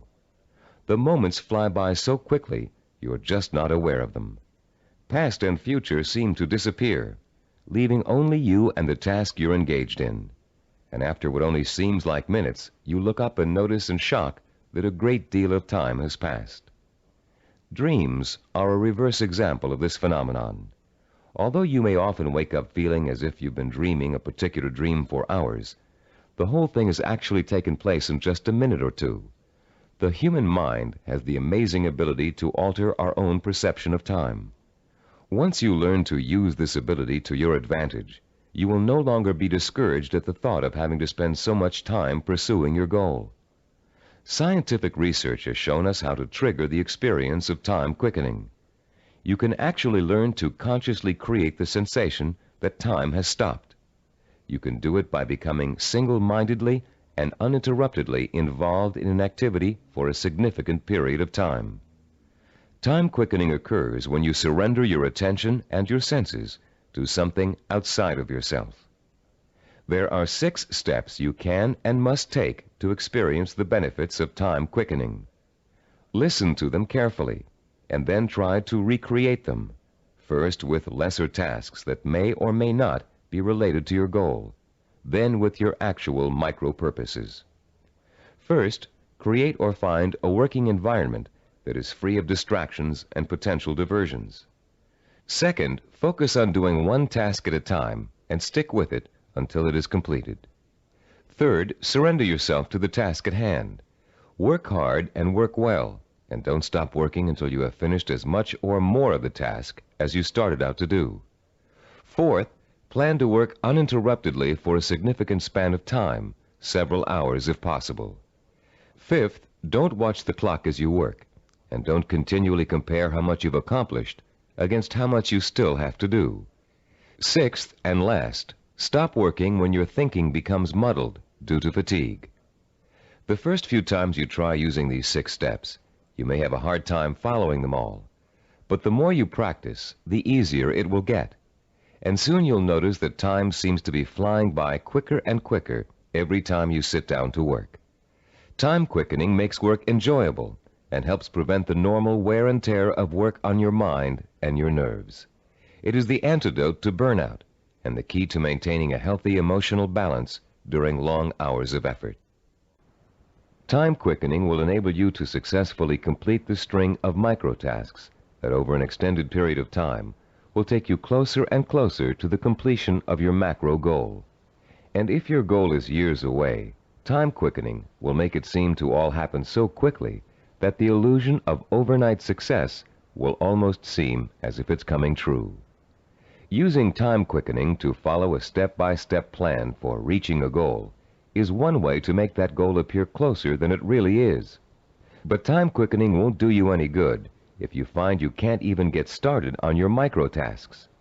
For most people, the biggest enemy of success is procrastination, postponing doing the work you know you must do in order to accomplish your ambitions. Like most people, you may think procrastination is relatively harmless, a trivial problem that you don't really need to worry about. But there's nothing trivial about a habit that is the cancer of self-discipline. Procrastination is an achievement killer, and unfortunately, the more often you succumb to it, the more habitual it gets and the harder it is to deal with. Procrastination is a serious deterrent to self-discipline, and it takes a serious effort to overcome it. In the next part of this session, we're going to explore some common reasons for procrastination and the most effective ways of overcoming the would-be achiever's most self-defeating habit. Psychological research tells us that chronic procrastinators fall into three groups. The first group fears failure. The second group fears success. And the third group uses procrastination as a way of rebelling against authority. Let's examine each of these groups to see how they turn their own psychological problems into reasons for procrastination. The first type of procrastinator may actually already be a successful business person or professional, but he or she is successful only up to a point. These people set such high standards for themselves that they live in constant fear of not being able to meet those standards. They cripple their own efforts to succeed by working at less than their capacity, so they are never really challenged and therefore never will fail. People who are successful early in life, usually in school or in an athletic career, often turn into this type of procrastinator. Take Sarah, for example, a city planner who graduated at the top of her class from Stanford University. Soon after graduation, Sarah joined the planning director's office in a major West Coast city. One of her duties is to generate reports for her boss to use in making important presentations. Sarah has begun putting off doing the reports until the last minute. While she collects the material in time, she finds that she dawdles with the writing process until the night before, or sometimes even the morning of the presentation. She then rushes through the writing and ends up turning out an adequate but far from superlative report. What Sarah manages to do in each case is avoid testing herself to the maximum.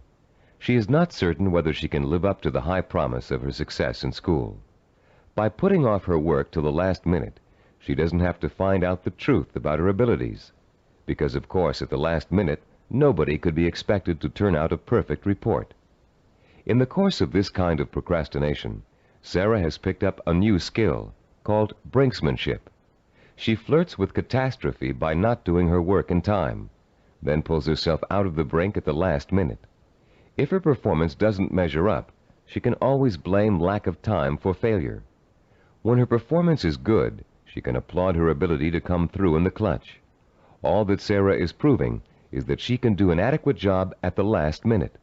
The real test, what she'd do with the report if she took the time to work on it, has never been faced. The second group of procrastinators are afraid of the very thing most people are striving for, success. Some of these people are simply afraid to stand out from the crowd. They don't want to be seen as different. Many are afraid that if they are too successful, they will outgrow marriage partners, families, or friends. These people limit their own performance, actually holding themselves back, because they fear the kind of change success may bring to their lives. The third group of procrastinators is constantly rebelling against authority. These are the people who put off doing their work because it gives them a feeling of control over their boss. Rebellious procrastinators spend their lives reacting to a fear of being controlled or dominated. Whenever something is expected of them, they react by procrastinating just to prove that they are the ones in power. If you're a procrastinator, you probably fall into one of these three groups, or you may find you have a little bit of each type of procrastinator in you. Understanding the reason for your procrastination is your first step towards overcoming it. It's especially important for you to realize how self-destructive and self-defeating procrastination is. Whether you're rebelling against someone or responding to an inner fear, procrastination will eventually hurt you in everything you try to do. There are a number of techniques you can use to help overcome the habit of procrastination and replace it with energetic, efficient, inspired action. William James, the great Harvard University psychologist and philosopher, who already taught us in Session 5 the value of acting as if we are what we want to be, has a very practical solution to procrastination. James suggests, do something every day for no other reason than you would rather not do it at all. Listen again. Do something every day for no other reason than you would rather not do it at all. What James is really telling you to do is to replace the habit of procrastination with the habit of action. As soon as you catch yourself thinking, well, I won't do that now, I'll do it later, you must immediately do whatever it is you're procrastinating about. Self-disciplined achievers also use two special time management techniques to overcome the tendency to procrastinate. The first is called Swiss cheesing. The second is called unscheduling. Swiss cheesing is another term for dividing a macro purpose into a series of micro tasks. The management consultant who invented the term conceived of it as a way of poking holes in a large task to make many smaller tasks. If you have a task that will take 2 hours, Swiss cheesing it creates 8 15-minute segments, or 4 30-minute segments, or however many smaller segments you need to get the task done. Breaking a macro purpose down into micro tasks makes it seem much less formidable. In fact, this one-step-at-a-time approach is the only way to achieve a major goal. Without losing sight of what you want to achieve, you should never go around thinking about the enormity of your major purpose. You must concentrate only on achieving one small step at a time. Unscheduling also helps you to overcome procrastination and get on with your project in the most efficient way possible. Sometimes you know you're going to need so much time to complete a task that you won't even start it. You rationalize that you'll never find the time to finish it anyway. But often people overestimate how much time it really will take them to do something, and they don't realize that by Swiss cheesing, they can find the time to do it in an otherwise busy schedule. Turn to page 45 of your study guide and look at Form 8.1. You'll see a chart with the days of the week listed along the top row, and the hours in a day listed vertically along the left side. There are 7 days listed and 16 hours per day. The chart presumes that you get up at 6 o'clock in the morning and retire at 10 p.m., but you can easily change the numbers to correspond to your own daily hours. It's often a shock to look at a chart like this and realize how many hours you actually have available to you in a one-week period. Of course, many of those hours are taken up with the necessities of everyday life. Your first task in this exercise is to fill in all those hours that are occupied with travel, meals, work, meetings, regular recreational activities, and other commitments. Only fill in the time that absolutely must be devoted to activity. If you regularly watch television or read magazines for 3 hours every night, that doesn't qualify as a life necessity unless it's part of your job to do so. When you've finished, look at the boxes you haven't filled in. These represent your free time, time you have full control over and can devote to your own micro projects. You may be amazed to find that you easily have 20 or 30 hours per week of free time to devote to your project. And if you include time that's spent commuting on a bus or train, the hours may add up to considerably more than that. Once you've ascertained when and where your free time occurs, you can begin allocating that time to your micro projects. When the hour arrives to start working, remember William James' advice and do it now. Work uninterruptedly during that time, taking scheduled breaks only as necessary. And don't allow yourself to get sidetracked. Working uninterruptedly means learning to say no when people try to take you away from your work. If a friend calls up and asks you to go bowling while you're working, you must learn to refuse. Make a date to go some other night, but complete your working hours in the time you've allotted to them. Let your family know that you're serious about completing your tasks. Schedule time to enjoy being with them, and let them know that when you're working, you are not to be interrupted. After successfully completing each work session, fill in the blank hours on your chart with a special colored pen or pencil. Choose a name for your project and fill in the blanks with that name. It will soon become extremely rewarding for you to look at the chart and see the red or green boxes begin to take up considerable space on the page. More rewarding, you'll begin to see real progress in your effort to complete your micro tasks. As you learn to devote uninterrupted time to your work, you'll find the time-quickening experience begin to occur more and more often, and you'll be less and less inclined to procrastinate. Soon your micro-projects will become as much a part of your life as eating and sleeping. And an excitement will take hold as you begin to realize that, yes, you are working steadily toward your goal. And not only can you really do it, you are really doing it. Be careful not to overcommit yourself in terms of time spent on your project. Your goal is not to exhaust yourself. And beware of trying to go in too many directions at once. That can cause the kind of anxiety that will make you want to give up before you even get started. Concentrate on accomplishing one task at a time. That task will get done, and then you can start on the next, which will also get done, and so on. Keep in mind through all of this that your objective is not to punish yourself with work in every free hour you have during the week. Working towards a macro goal by accomplishing micro tasks should not be an unpleasant experience. By creating a healthy balance between work and recreation, you'll find yourself looking forward to those hours when you can devote yourself to pursuing the goal that will make life truly worthwhile for you. You'll reach a point where you wouldn't trade those hours for anything in the world. You've come a long way in this session. You've learned how to overcome the tendency to procrastinate, how to experience time quickening, and how to learn to value seasoning as inevitable in reaching any goal. We'd like to make one more suggestion to you before ending this session. Put up a sign at your desk, table, or other workspace. A sign in big, bold letters that you can see every time you look up. This sign should say, "Use time or lose time." Let it serve as a constant reminder that time marches on, whether you're working toward your goal or not.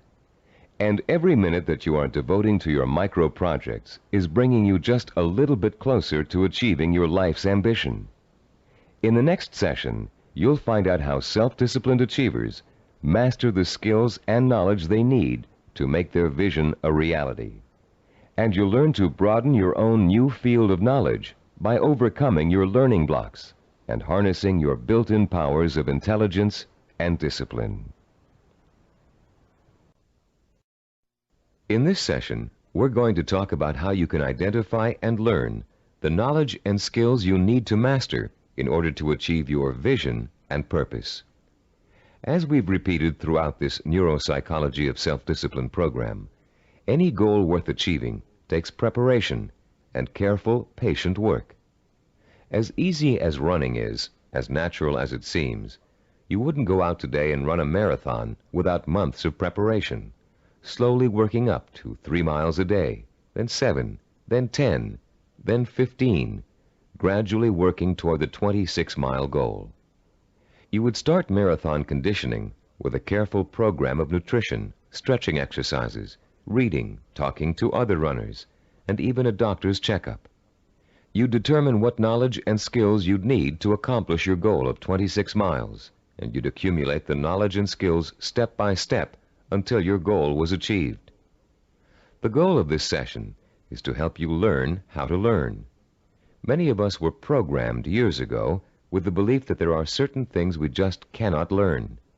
We were tracked in school into one path or another because of test results which told us we had no aptitude for a particular subject area, or by teachers or counselors who believed we were best suited for one discipline over another.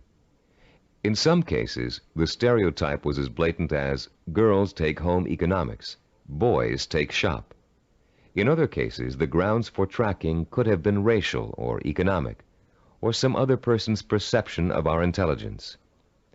In a now famous psychological study, new teachers in an elementary school were told that certain students in their classes were gifted and certain others were slow. In truth, there was no measurable difference in the student performance up till that time. But by the end of the following semester, the students labeled gifted were doing work above grade level, while the slow students were performing below. The only thing which had changed was the teachers' attitudes toward the children.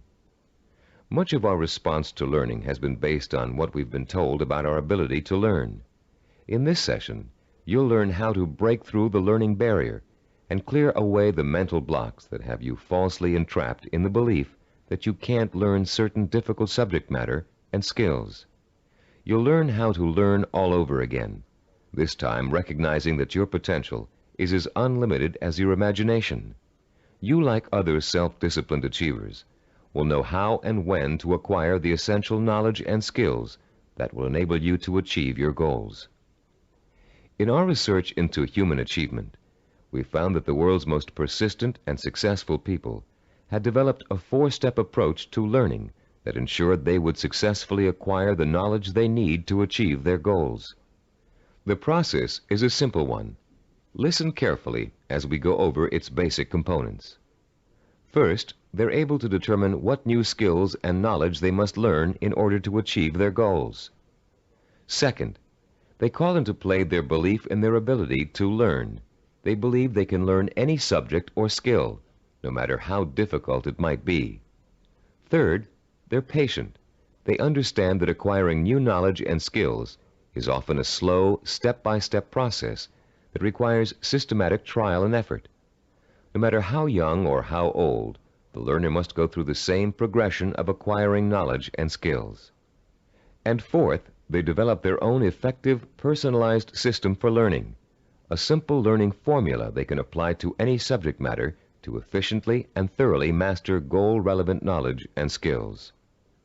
Let's delve into each of these steps in turn to see how they can be applied to your own learning efforts. The first step of a learning program to acquire a new skill can be approached much like the planning work we dealt with in Session 7. You can design a similar flowchart with an activity box labeled Start and a box labeled Finish. The intermediate steps are, of course, other activity boxes. Activities which must take place at the same time must appear one above the other. The activities that follow each other in chronological order are listed from left to right. The activity that comes first is to the left of the activity on the right. Any research you have to do, consultations you have to make, background materials you have to accumulate, all are entered on your flowchart in the proper activity boxes. Let's assume for a moment you're just about to begin your first year of college. Your ambition is to become a neurologist. You know that to get into medical school, you have to excel in college pre-medicine. The thought of taking 4 years of math, chemistry, and biology seems pretty intimidating, and becomes even more intimidating when you realize that you have to have almost a straight A average in those subjects to be even considered for medical school admission. The intimidation would quickly go away if you could develop a 4-year visual network plan that outlines specifically what you had to learn and in what order you would have to learn it, year by year. Then, upon viewing the completed network plan, look at it and develop the deep inner belief that you have it in yourself to master each of the subject matter areas. Let's work through a visual network plan for successfully completing college pre-med. Granted, most of you listening to this program won't want to become medical doctors, but this example is applicable to any situation in which new knowledge and skills must be learned. Turn to Diagram 9.1 on pages 48 and 49 of your study guide. I'll pause a few moments while you find Diagram 9.1.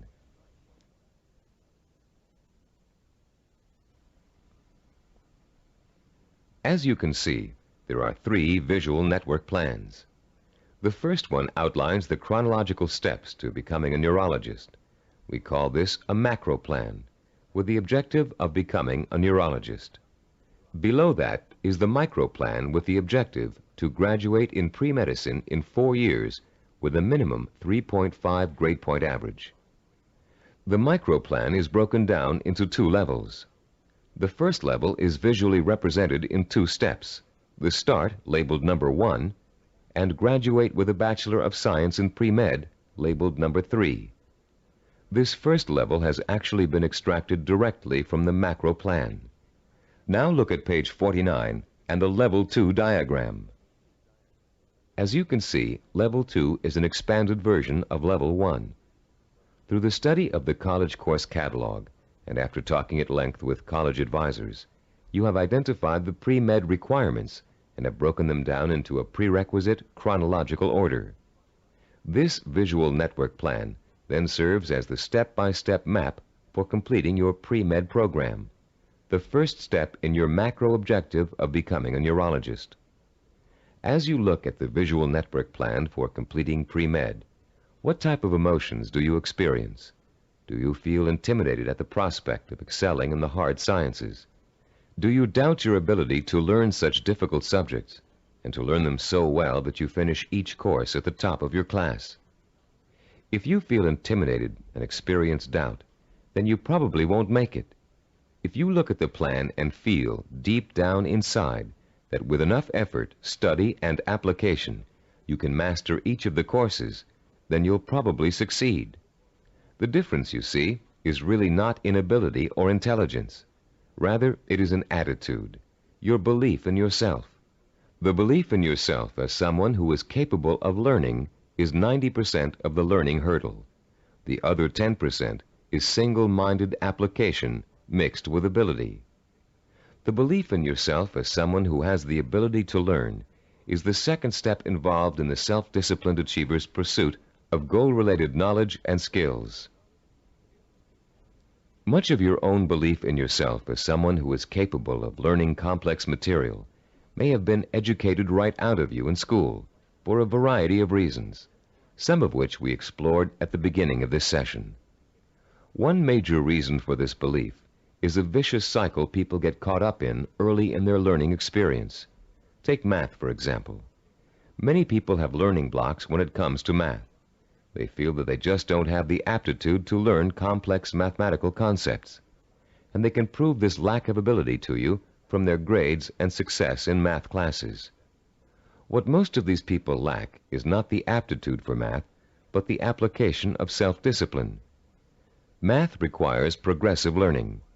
You have to master one concept before you can go on to the next. If you miss a few steps in between, then it's really easy to get lost. And once you get lost, it's nearly impossible to catch up.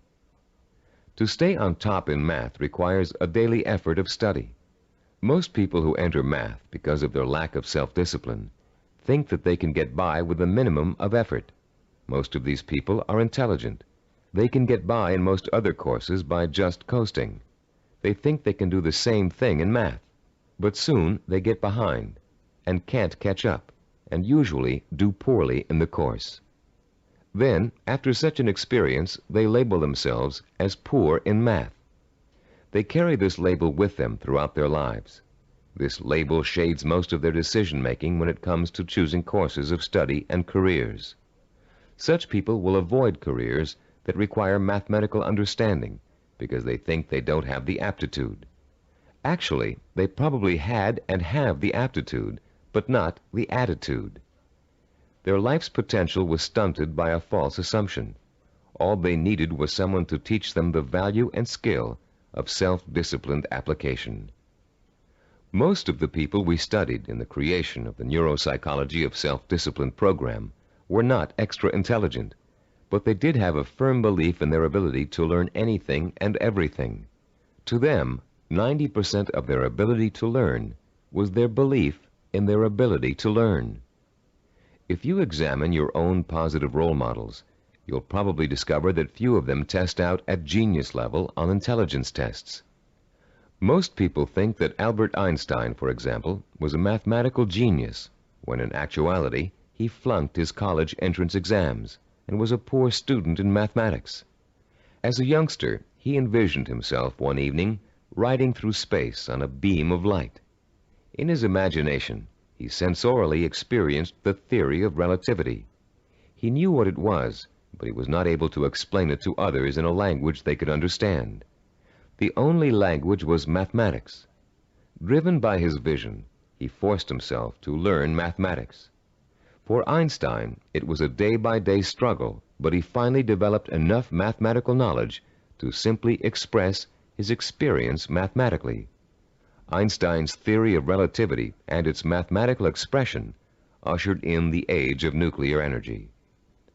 Another scientist, whom most people attribute genius, was the inventor of the laser, Dr. Theodore Maiman. While at Stanford University, he flunked his PhD oral exams and had to take them over again. Learning didn't come easy for him. It was a daily, step-by-step struggle. Baseball hitting great and cybervision role model for its baseball neuromuscular training video cassette, Rod Carew, didn't make his high school baseball team because his coach thought he wasn't a good enough hitter. Since then, through thousands of hours of practice, Carew has won 7 American League batting titles and is one of 13 players ever to get more than 3,000 career hits. The list goes on. Famous author, philosopher, and scholar Leon Uris flunked high school English 3 times. Malcolm Forbes, publisher of Forbes magazine, one of the most successful business publications in the world, did not make the staff of his college newspaper. The editor said he lacked the basic skills of reporting and editorial writing. Stephen DeVore, who founded Cybervision, speaks the Finnish language, considered by language experts to be the most difficult language for Western tongues to learn. Though he mastered this difficult language, he lays no claim to a superior intellect either. When I was 19, he told an interviewer, I was selected to go to Finland for 2 years of volunteer work. I had no foreign language ability at that time. In fact, I had nearly flunked out of high school French and Latin. So I thought of myself as having absolutely no ability to learn languages. With this negative attitude, DeVore entered an intensive language program for 2 months before he left for Finland. It was something like 16 hours a day with a group of 10 others. I finished last in the group, he recalls. DeVore went to Finland, where he spent 5 miserable months unable to communicate. I couldn't do anything. I was incredibly frustrated. I'd lose patience when people were talking. Then one day I went to the park, and in the park there was a man giving instructions to his dog in Finnish. The dog obviously understood him and was obeying all of his commands. I thought, this is ridiculous. I'm smarter than a dog. If a dog can understand Finnish, so can I. In the 2 months following this experience, DeVore became fluent in the Finnish language. He learned to speak Finnish so well that he served as a translator for American businessmen and their families traveling to Finland. Buoyed by the accomplishment of learning Finnish, DeVore returned home after 2 years and went back to college, where before he had been a lackluster C student because he was convinced he couldn't learn. He received straight A's and academic scholarships for the rest of his college and graduate school years. Which proves another point about learning, success, and attitude. Once you have successfully learned a subject or skill, it bolsters your confidence in your ability to learn other skills. Once you've proven to yourself that a negative concept you had was wrong, you begin to realize that all of your negative concepts may be wrong. What you couldn't do in the past, you can now do. You can do it because finally you believe you can do it. Breaking the cycle of a negative attitude may not be easy, but once you do, you'll be far less inclined to get back into the cycle. That's why small steps and small accomplishments are so important in pursuing a macro goal. You may look at a map for becoming a neurologist and say, I'll never get through all those math courses. But if you get 1 A in algebra, you'll realize that you can. Another way of expressing this is that success in learning begets more success. Once you have successfully learned a subject or skill, it bolsters your confidence in your ability to learn other skills. Your past, in which you may have been labeled or labeled yourself as a non-learner, is precisely that, your past. It is not your present. It has little relation to what you are capable of accomplishing now. What has happened to many of us is that we have been conditioned into a negative feedback loop where learning is concerned. The step-by-step accumulation of new skills is the way to break this loop and replace it with a much more positive cycle. Which brings us to the 3rd step in the learning process, the attitude and value that learning takes time and patience. Most of us, at the time we are exposed to our greatest concentration of education, haven't developed the necessary self-discipline skills to be able to take advantage of it. And why should we? We were only children. Excellence, as we've been learning in this Neuropsychology of Self-Discipline program, is based on seasoned learning. Skills like medicine, mathematics, chemistry, dance, law, music, pottery, writing, languages, architecture, masonry, carpentry, the list is endless. All require seasoning, the accumulation of knowledge over time. The perseverance to stick with a task over a long period of time, sometimes decades. the ability to find pleasure in the accomplishment of steps toward a goal, rather than seeking the instantly gratifying quick fix.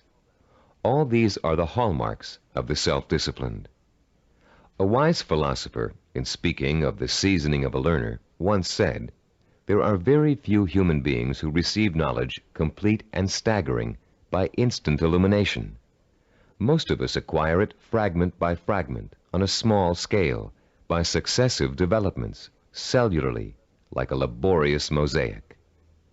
One other myth about the acquisition of knowledge has it that you can get too old to learn. This bit of fallacious thinking has been handed down in the aphorism that you can't teach old dogs new tricks. It's worth laying to rest. A classic incident from the life of the great poet Longfellow illustrates the relationship between age and learning. Told by Howard R. Driggs, the story goes, it happened that while the poet, at over 80 years of age, was still teaching at Harvard, one of his appreciative students asked him, "How do you keep so perennially young, Professor Longfellow? We never get tired of your classes. You always have something new and interesting to give." "I've never had that question put to me before," returned the poet. Then, looking out of the window, he said, "You see those 2 apple trees in the yard? Do you observe any difference between the blossoms on the older tree and those on the younger one?" "No," replied the student. "They look just alike to me." "How do you account for the fact that the old apple tree flowers out as beautifully as does the young one?" persisted the teacher. "Let me tell you the secret. That old tree managed last year to grow enough wood to put forth its new blossoms. Blossoms, you know, always come on the new wood." "Oh, I see," said the young man. "To keep young, one must keep growing." "Yes," came the quiet response. Einstein, in his later years, was asked the secret of his ability to learn. His reply also illustrates the point and importance of lifelong learning. Einstein said, "The more I learn, the more I realize I don't know. The more I realize I don't know, the more I want to learn." Age should be no barrier to the acquisition of new knowledge and skills. If you have the self-discipline to see your efforts through, you can learn anything at any age. Let's now discuss the 4th step in the learning process, a set of tried and proven principles that work together as a system to make learning easy. If you'll turn this cassette over now, we'll introduce you to a very simple yet powerful system to learn effectively at any age, whatever the subject area. A recent movie called Educating Rita beautifully illustrates the points we're going to discuss in the remainder of this session. This film is about a working-class Englishwoman who has a dream about becoming educated. The film tells the story of her personal odyssey as she pursues her vision, her dream, in the face of incredible obstacles.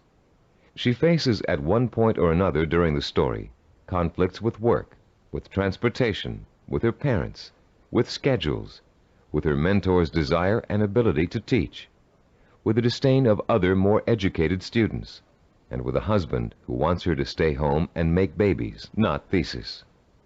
Through it all, she perseveres, driven by the dream of herself as an educated woman, a woman who can discuss important issues, who can commune with the great thinkers and writers who make up such a rich part of her English heritage. She burns with the fire of her vision, a vision rich in dignity and strength. It's a vision she can hear, smell, taste, touch, and see. The actress, Julie Waters, expresses her character's struggle to change, to improve, to better herself, with such credibility that you can see the woman, Rita, change before your very eyes. There was nothing abstract about Rita's quest for education. Each book she read, each class she took, each time she met with her advisor or participated in a class discussion, was a visible step toward the completion of her goal. It was extraordinarily obvious how closely her vision and her process of learning were interconnected. Sometimes that connection is less obvious. So that's what the remainder of this session will speak to: how to recognize the connection between learning and the successful achievement of your goals. Learning is not simply the rote memorization of useless facts, or even useful facts. Of course, we're all aware that in 1492, Columbus sailed the ocean blue. But what does that have to do with our vision? The same lack of relationship to vision is often true with our attempts to understand abstract principles, as in mathematics, chemistry, or physics. They are very difficult to learn and use if we cannot see the direct applications to our everyday lives, to the pursuit of our purpose and vision. We ask ourselves, how is this going to help me in achieving my vision? Cybervision founder Steve DeVore recalls signing up for a course in statistics when he was attending graduate school. He hadn't taken the prerequisite higher math courses, but had gotten permission from the instructor to take the course anyway. DeVore's instructor, however, issued a dire warning at the beginning. Without those prerequisite courses, DeVore stood a good chance of failing. But forewarned is forearmed, and DeVore found a way to overcome his lack of preparation. The first week of class, he found himself swamped with mathematical concepts that were abstract and confusing. The only way I could make sense out of what was going on, he says, was to take each abstract principle and make it concrete. Instead of talking about X's, Y's, and Z's, I made them into apples and oranges, and I ended up with the second highest grade in the class. I find this concreteness also ties into vision, DeVore continues. Whenever you have to learn something that seems beyond your grasp, remember your vision and why you have to learn it. Then it will seem real and vital, and you'll have an easier time dealing with it. Whatever you have to learn, no matter how abstract or detailed the information, if it's necessary for your vision, then you can embody that information with your vision. Then it becomes something real and vital. You can put a handle on it. You have a reference for it. You've been learning the importance of vision all throughout this program. The sensory-rich, detailed kind of vision you created in Session 6 and are continuing to create on a daily basis.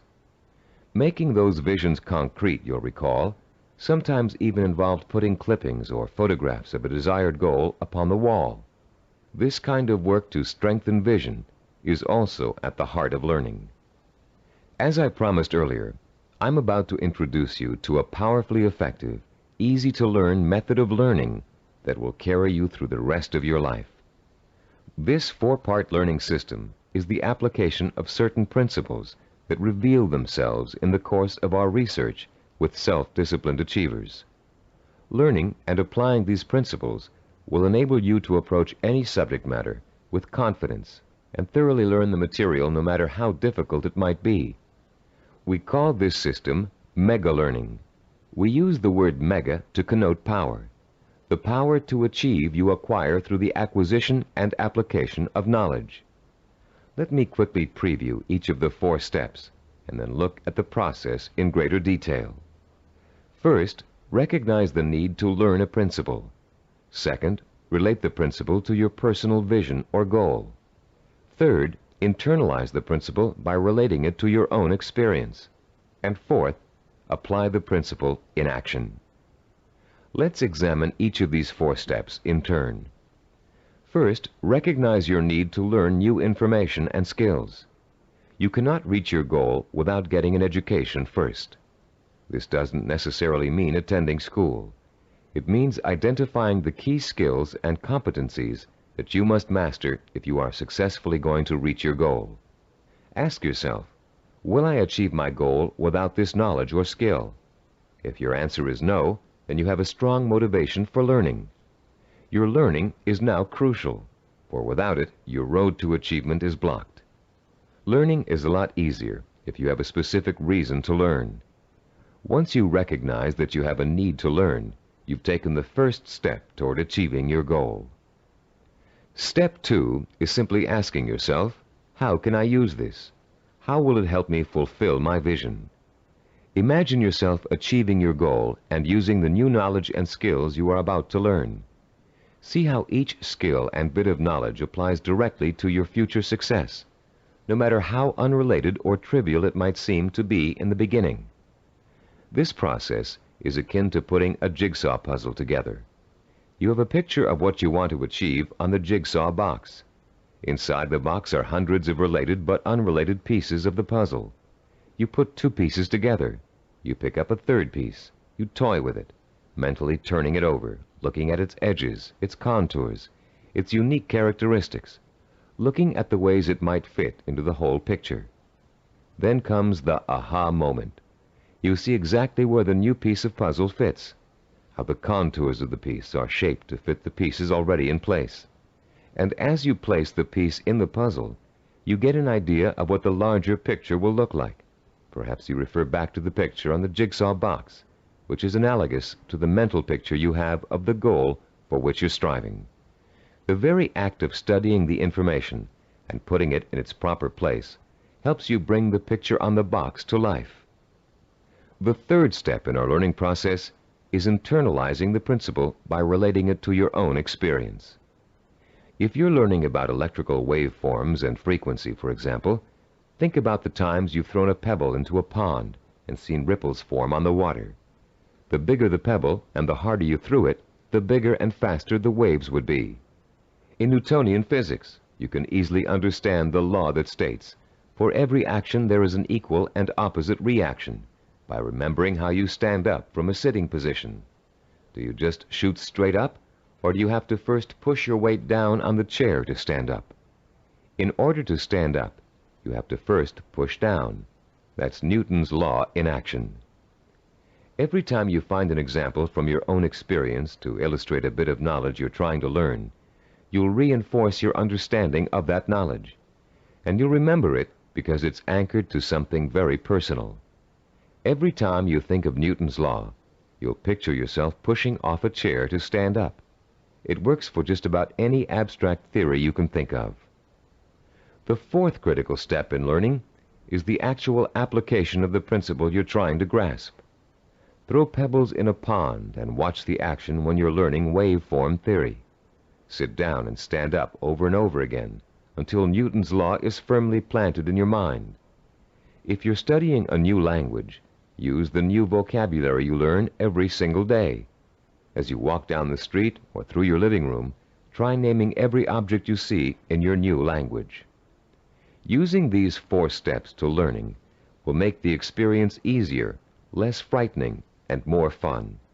You'll make mistakes just as everybody does, but persistent application of the mega learning system will pay off in greater understanding, greater memory retention, and a better education overall in whatever it is you're trying to learn. The 4 steps to enhance learning we've outlined here are similar to and related to the 4 stages which make up the process of creativity. Our definition of creativity is taking the knowledge and skills you learn and applying it to the realization of your purpose, vision, and goals. To be creative, you have to be armed with knowledge and skills tempered by experience. The first stage in the creative process is preparation. Creative problem solvers consciously collect all the information they can, gathering tools which will help them solve a problem or get a job done. During this stage, if there's a problem to be solved, the person might be perplexed, but at the same time excited about the possibility of coming up with a solution. Stage 2 is called incubation. Once the research has been done and the necessary information has been collected, the creative person often releases the problem and turns to something else, including rest, relaxation, or physical activity related to the problem. During this stage, the knowledge begins to reform itself below the level of consciousness, shifting and realigning until it becomes a whole. During this stage, tantalizing flashes of insights and glimpses of parts of the final solution may emerge. Stage 3 is called illumination. This is the moment of discovery. It is the point in time where all you have learned and experienced has been distilled in your mind. The solution or inspiration springs forth almost miraculously. Miraculously, if you don't recognize how much preparation and groundwork you've already laid in stage 1. Often this stage is accompanied by an overwhelming feeling of certainty that says, yes, this is the piece of art I want to create. Or yes, this is the product idea I want to explore. Stage 4 is called verification or revision. This stage takes place again on a conscious level. The details of an experimental process, if you are a scientist, must be worked out. If you're an artist, you must decide whether this picture will be painted in watercolor or oil. This stage involves visible work and rational thinking. It involves drawing from your base of knowledge and fundamental skills to make your work conform to the vision of your creative insight. As you can tell, the knowledge and skills you acquire are the tools for the creative process. The parallels to the simple approach to learning we've outlined here and the process of creativity should also help put to rest the misconception that self-disciplined people are not creative. That discipline involves being married to lists and systems to the exclusion of freedom and creativity. On the contrary, creativity is the byproduct of a disciplined, well-informed mind, a mind that is using its storehouse of knowledge to solve problems and achieve goals. The more you learn, the more creative you can become. If your heart is set on becoming a professional musician, you can hardly be expected to know how to compose a symphony until you've become an expert in reading music and have studied music history. If you want to become a heart surgeon, you can't expect to pioneer new techniques in heart surgery until you've thoroughly mastered all the existing techniques. If you want to start a business, you must first study how other businesses are run, and then make your own decisions about how your company will work. If the realization of your vision requires the mastery of new knowledge and skills, I hope that learning will now be a stepping stone rather than a barrier to the creative realization of your goals.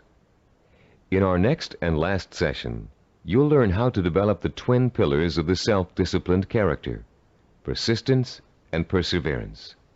And you'll be well equipped to begin your long and fruitful journey towards the goal you've chosen as your most important ambition. I'd like to begin this final session with two true stories that illustrate the value of persistence and perseverance in any of life's endeavors. The first story is about a mountain climber named Don Bennett. After successfully scaling 14,000-foot Mount Rainier, one of the highest mountains and most difficult climbs in the United States, Don Bennett was interviewed about the experience by a local reporter. "How did you do it?" the reporter wanted to know. "How did you keep going for 14,000 feet and not giving up?"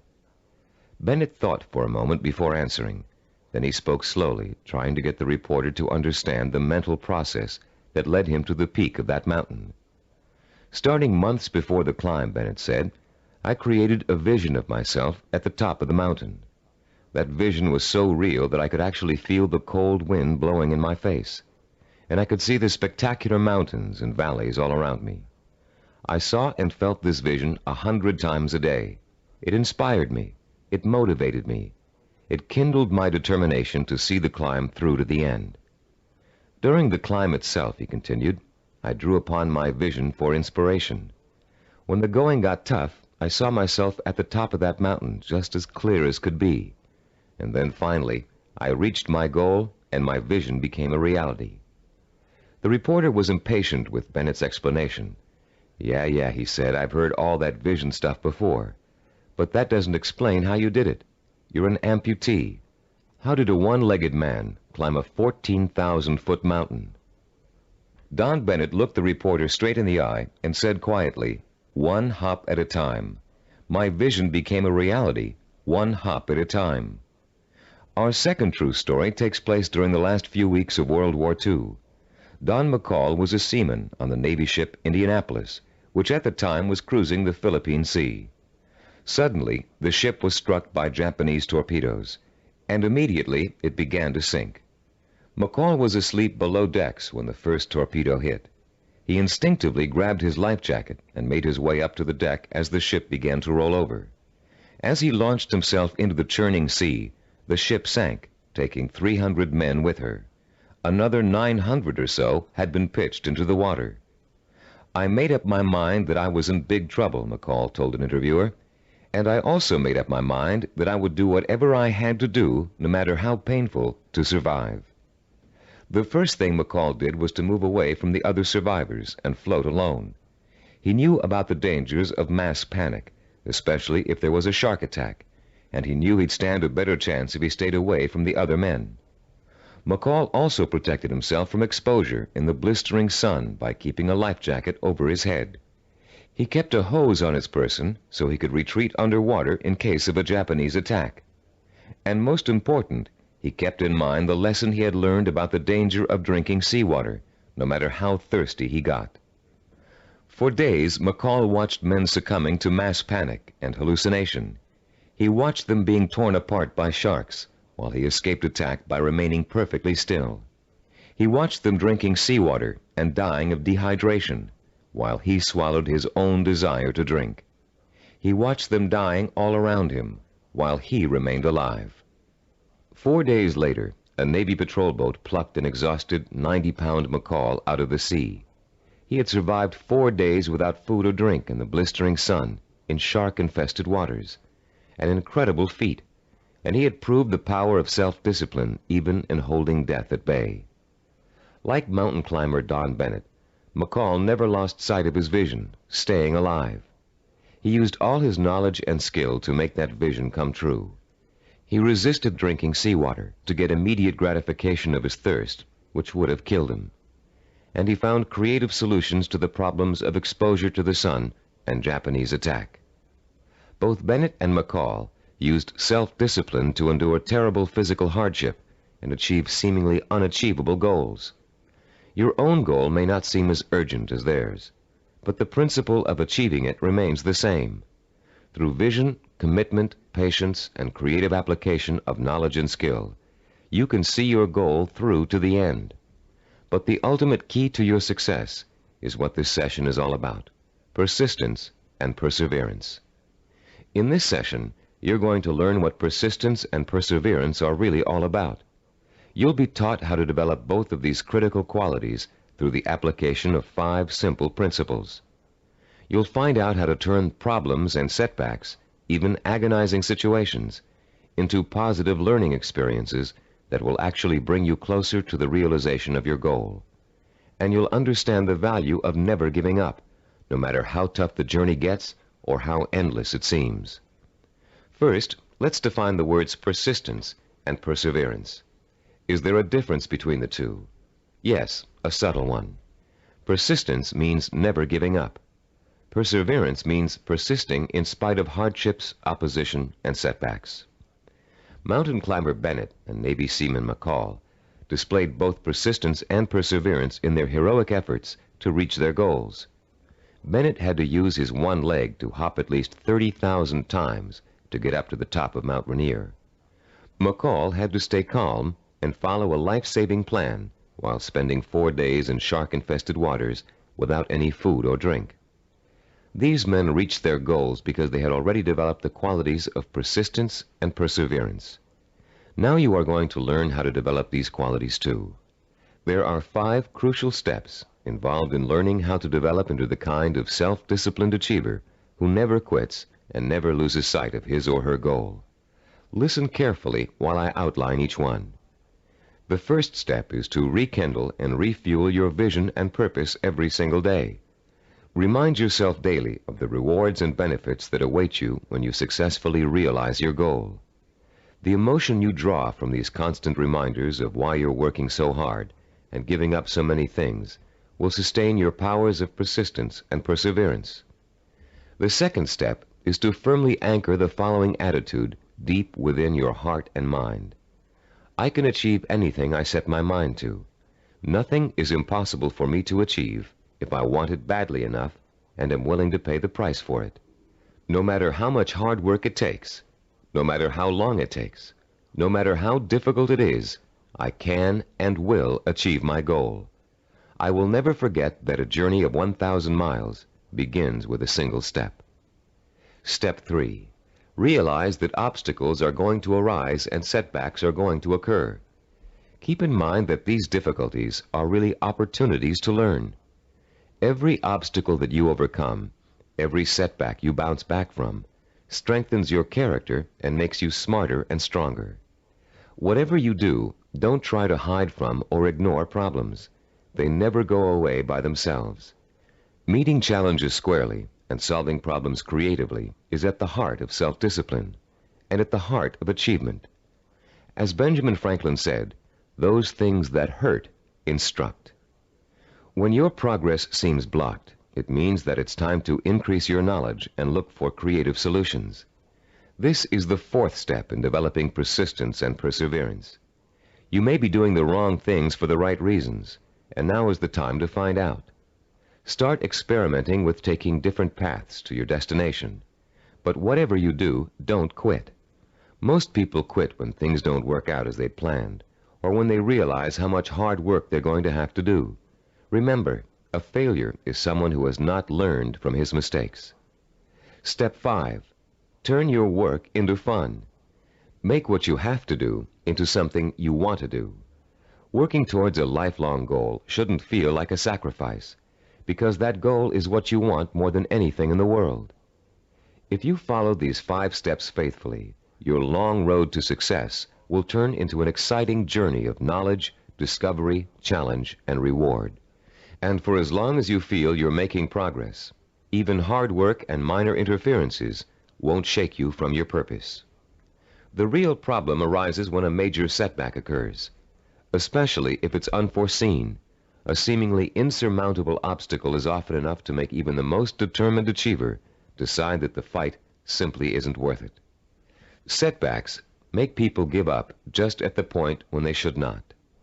How can you deal successfully with setbacks? How can you learn not to feel like a failure when it suddenly seems that all of your hard work may have been for nothing?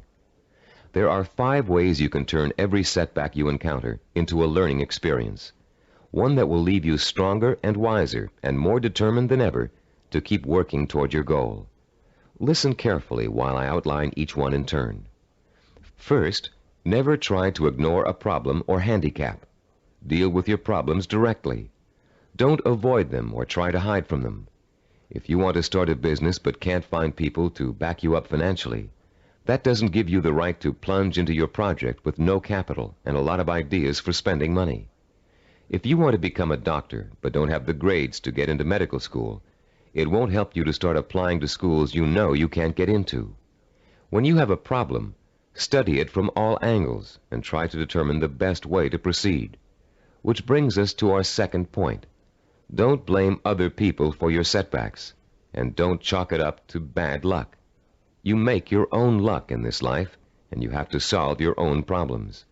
Learn to tackle them head on, being as realistic as possible and as level-headed as possible.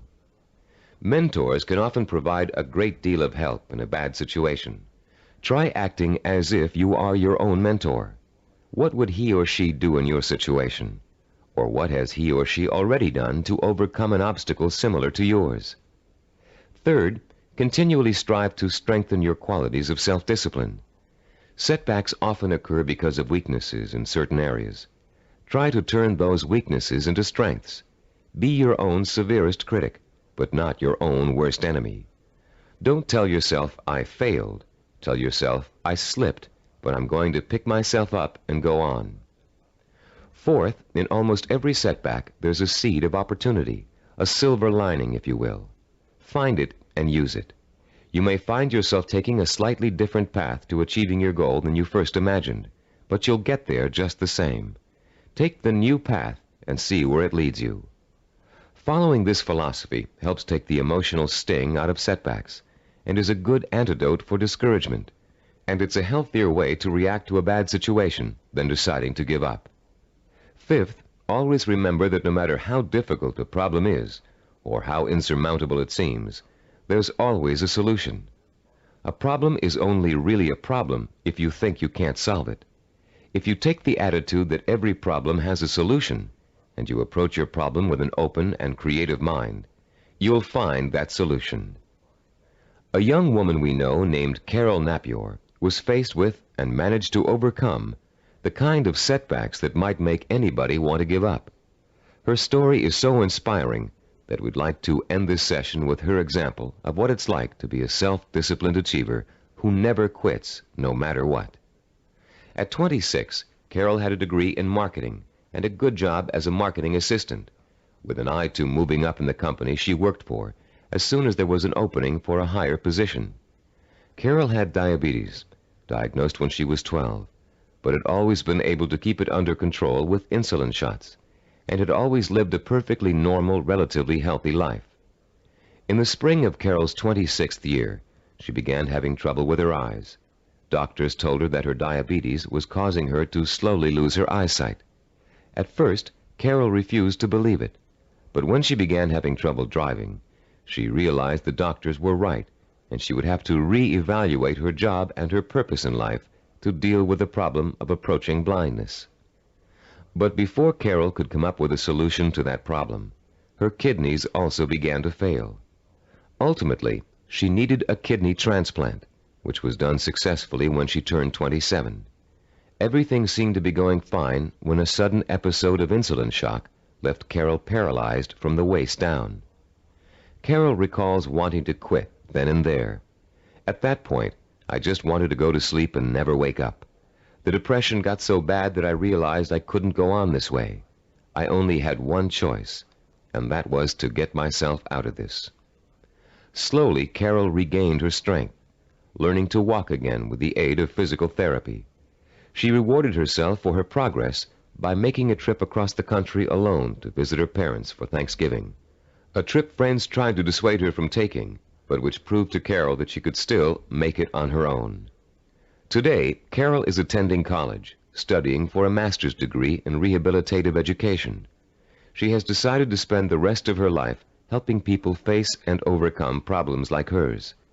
She is completely blind and still walks with a cane, but that has not stopped her from pursuing a goal many healthy people would find difficult to achieve. The key to reaching any goal is to develop the strength of character that makes you refuse to give up, no matter how bad things look. The most amazing thing about persistence and perseverance is that they make it almost impossible for you not to succeed in your endeavors.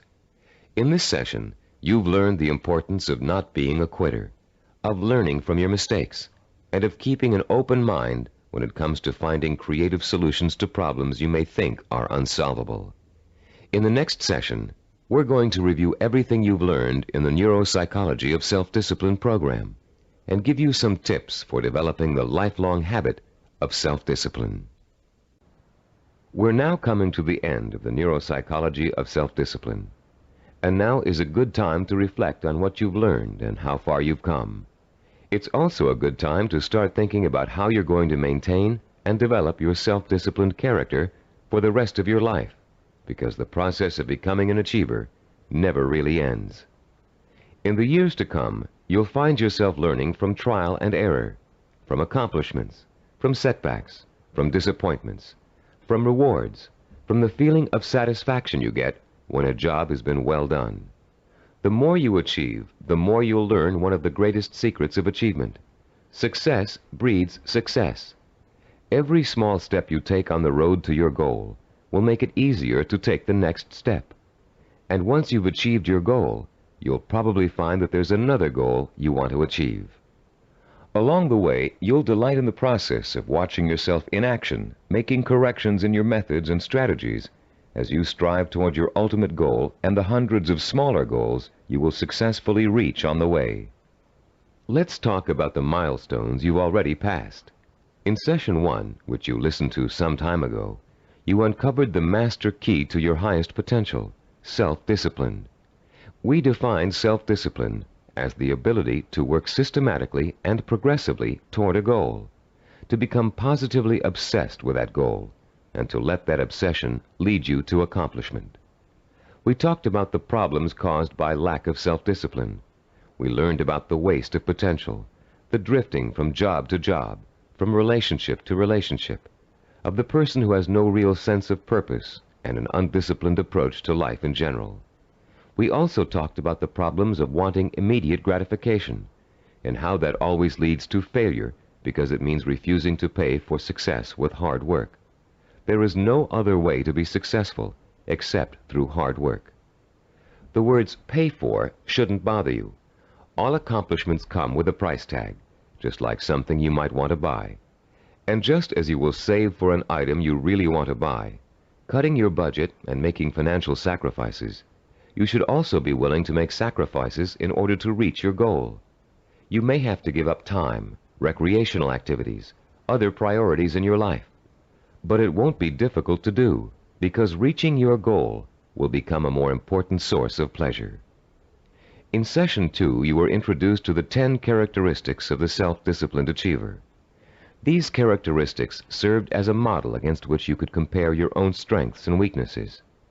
Let's review them quickly now to refresh your memory and see how far you've come in absorbing the principles of this program. First, self-disciplined achievers have a strong sense of purpose. They have a cause or direction to which they have chosen to dedicate their lives. This cause gives them meaning in their lives and a reason to exist. Second, the self-disciplined seek out positive role models, called mentors, to teach them how to best approach their goal and overcome setbacks and obstacles along the way. Third, self-disciplined achievers use sensory images to provoke the kind of emotion that keeps them working toward their goal for as long as it takes to achieve it. Fourth, those possessing an iron will dwell on the fulfillment of their vision rather than on fear and failure. They have a positive attitude toward themselves and their goal and refuse to let setbacks get them down. Fifth, the self-disciplined achiever has a deep-rooted belief in his or her ability to achieve. This "I know I can do it" attitude is nurtured by their study of mentors and their realization that the only thing that stands between themselves and their goals is hard work and self-discipline. Sixth, self-disciplined achievers have the ability to plan and organize. They know that a goal can never successfully be reached in a haphazard way. They understand that they must map out a blueprint for success if they are ever to realize their highest ambitions. Seventh, they know how and when to acquire the essential knowledge and skills they need to achieve their goals. This comes from the planning and organization work they did earlier. Eighth, self-disciplined achievers have patience. They understand the concept of seasoning and its importance in reaching any goal. Time does not frighten them. Ninth, people who achieve their goals do so through persistence and perseverance. They are stubborn in their efforts to achieve, and they never give up. 10th, self-disciplined achievers have a mature attitude toward pleasure. Rather than seeking any diversion that will temporarily make them feel better, they take the most pleasure in doing the work that will help them achieve their goal. How many of these 10 characteristics did you remember? We suggest you play Session 2 over and over again until you can recall every one of them without prompting. Making these qualities a part of your own personality is what acquiring self-discipline is all about. And the more you listen to them, the more you think about them, the more they will become a part of your own life. In Session 3, we delved deeply into the scientific basis for this program. You learned how the key to success is developing the kind of constant internal motivation that keeps you on course through problems and setbacks, through temporary boredom or fatigue, through periods of doubt or discouragement. And you found out why other motivational programs fail to give you the sustenance you need to pursue your goal for weeks, months, or years.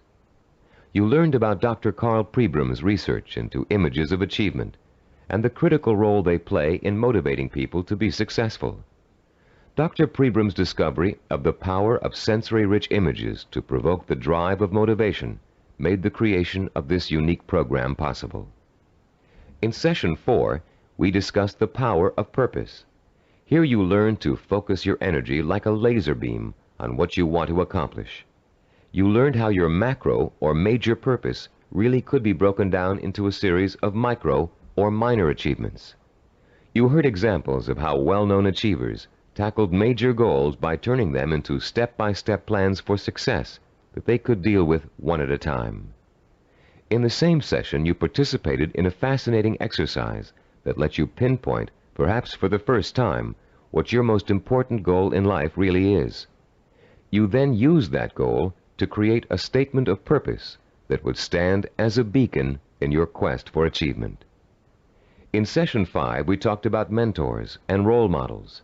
You learned about the process of modeling, the basis for human learning. We talked about how models are both a blueprint and an inspiration for our own activity and our own growth. You learned how models help shorten the trial and error process we must all go through before chalking up an accomplishment. You also learned how to choose a role model and how to turn that model into an inspirational but not awe-inspiring figure. You learn the value of realizing that your role model has faults and weaknesses just as you do, but has succeeded in spite of them. In Session 6, you learned how to translate your purpose into sensory images that would fuel your inner fire of determination and ambition. And you learn how to daily reinforce your mental images of achievement, to make them a permanent part of your body and mind. In Session 7, you were introduced to visual network planning. This planning system applies to any endeavor, from making a movie to making a run for the presidency. The system works by breaking down what you want to accomplish into logical building blocks. It helps you keep track of your achievements over a long period of time, and is a reward in itself for work well done. In the same session, you learned to become a storyteller. The story was that of your own success. You used your rich powers of imagination and your best verbal skills to detail the steps you took to accomplish your most important goals. In Session 8, you learned about the self-disciplined achiever's attitude toward time. You learned how achievers value patience, how they oppose the kind of quick-fix mentality that leads to general dissatisfaction with life, and how they use single-minded hard work to experience time quickening, a sensation that time is passing much more rapidly than it really is. You also learned about the problem of procrastination, its psychological causes, and the ways in which you can overcome it. You learned why it is considered the single most important cause of failure, and why it's so important for you to develop a do-it-now attitude before you try to do anything else. In Session 9, you learned how to plan to acquire the knowledge and skills you need in order to achieve your goals. You were introduced to the concept of mega-learning, a powerful four-step system that enables you to master any subject, no matter how difficult or complex. You also learned how knowledge is the building block of creativity. You were introduced to a four-step process that lets you creatively channel your knowledge toward the kind of action that will help you achieve your goals. And you learned that your belief in your ability to learn is 90% of the learning process. Finally, in Session 10, you learned how to develop the powers of persistence and perseverance, the critical characteristics that will see you through to the successful completion of your vision and purpose, no matter how long it takes or how difficult it is. You heard several inspiring stories about people who persevered and achieved their goals through extreme hardship and even physical danger. And now, as we come to the conclusion of this program, I'd like to point out that acquiring self-discipline is a never-ending process. There won't come a day when you wake up in the morning and say, "Yes, I'm finally self-disciplined now.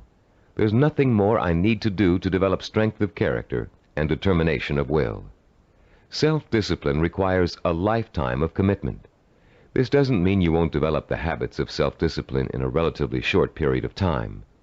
It simply means that you must always be vigilant about how you are approaching your goals and what your purpose in life really is. It's all too easy to get sidetracked in something that feels comfortable, but is not what you really set out to achieve. Every small victory will become a cause for celebration, and a chance to renew your faith in your own ability to achieve whatever it is you want in life. And as you achieve it, you will find yourself becoming the kind of person you've always admired, the kind of person who could pursue a goal so single-mindedly, so stubbornly, and so patiently that he or she could not help but achieve it. I'm Richard Gebhardt. Thank you for joining me in this Cybervision program.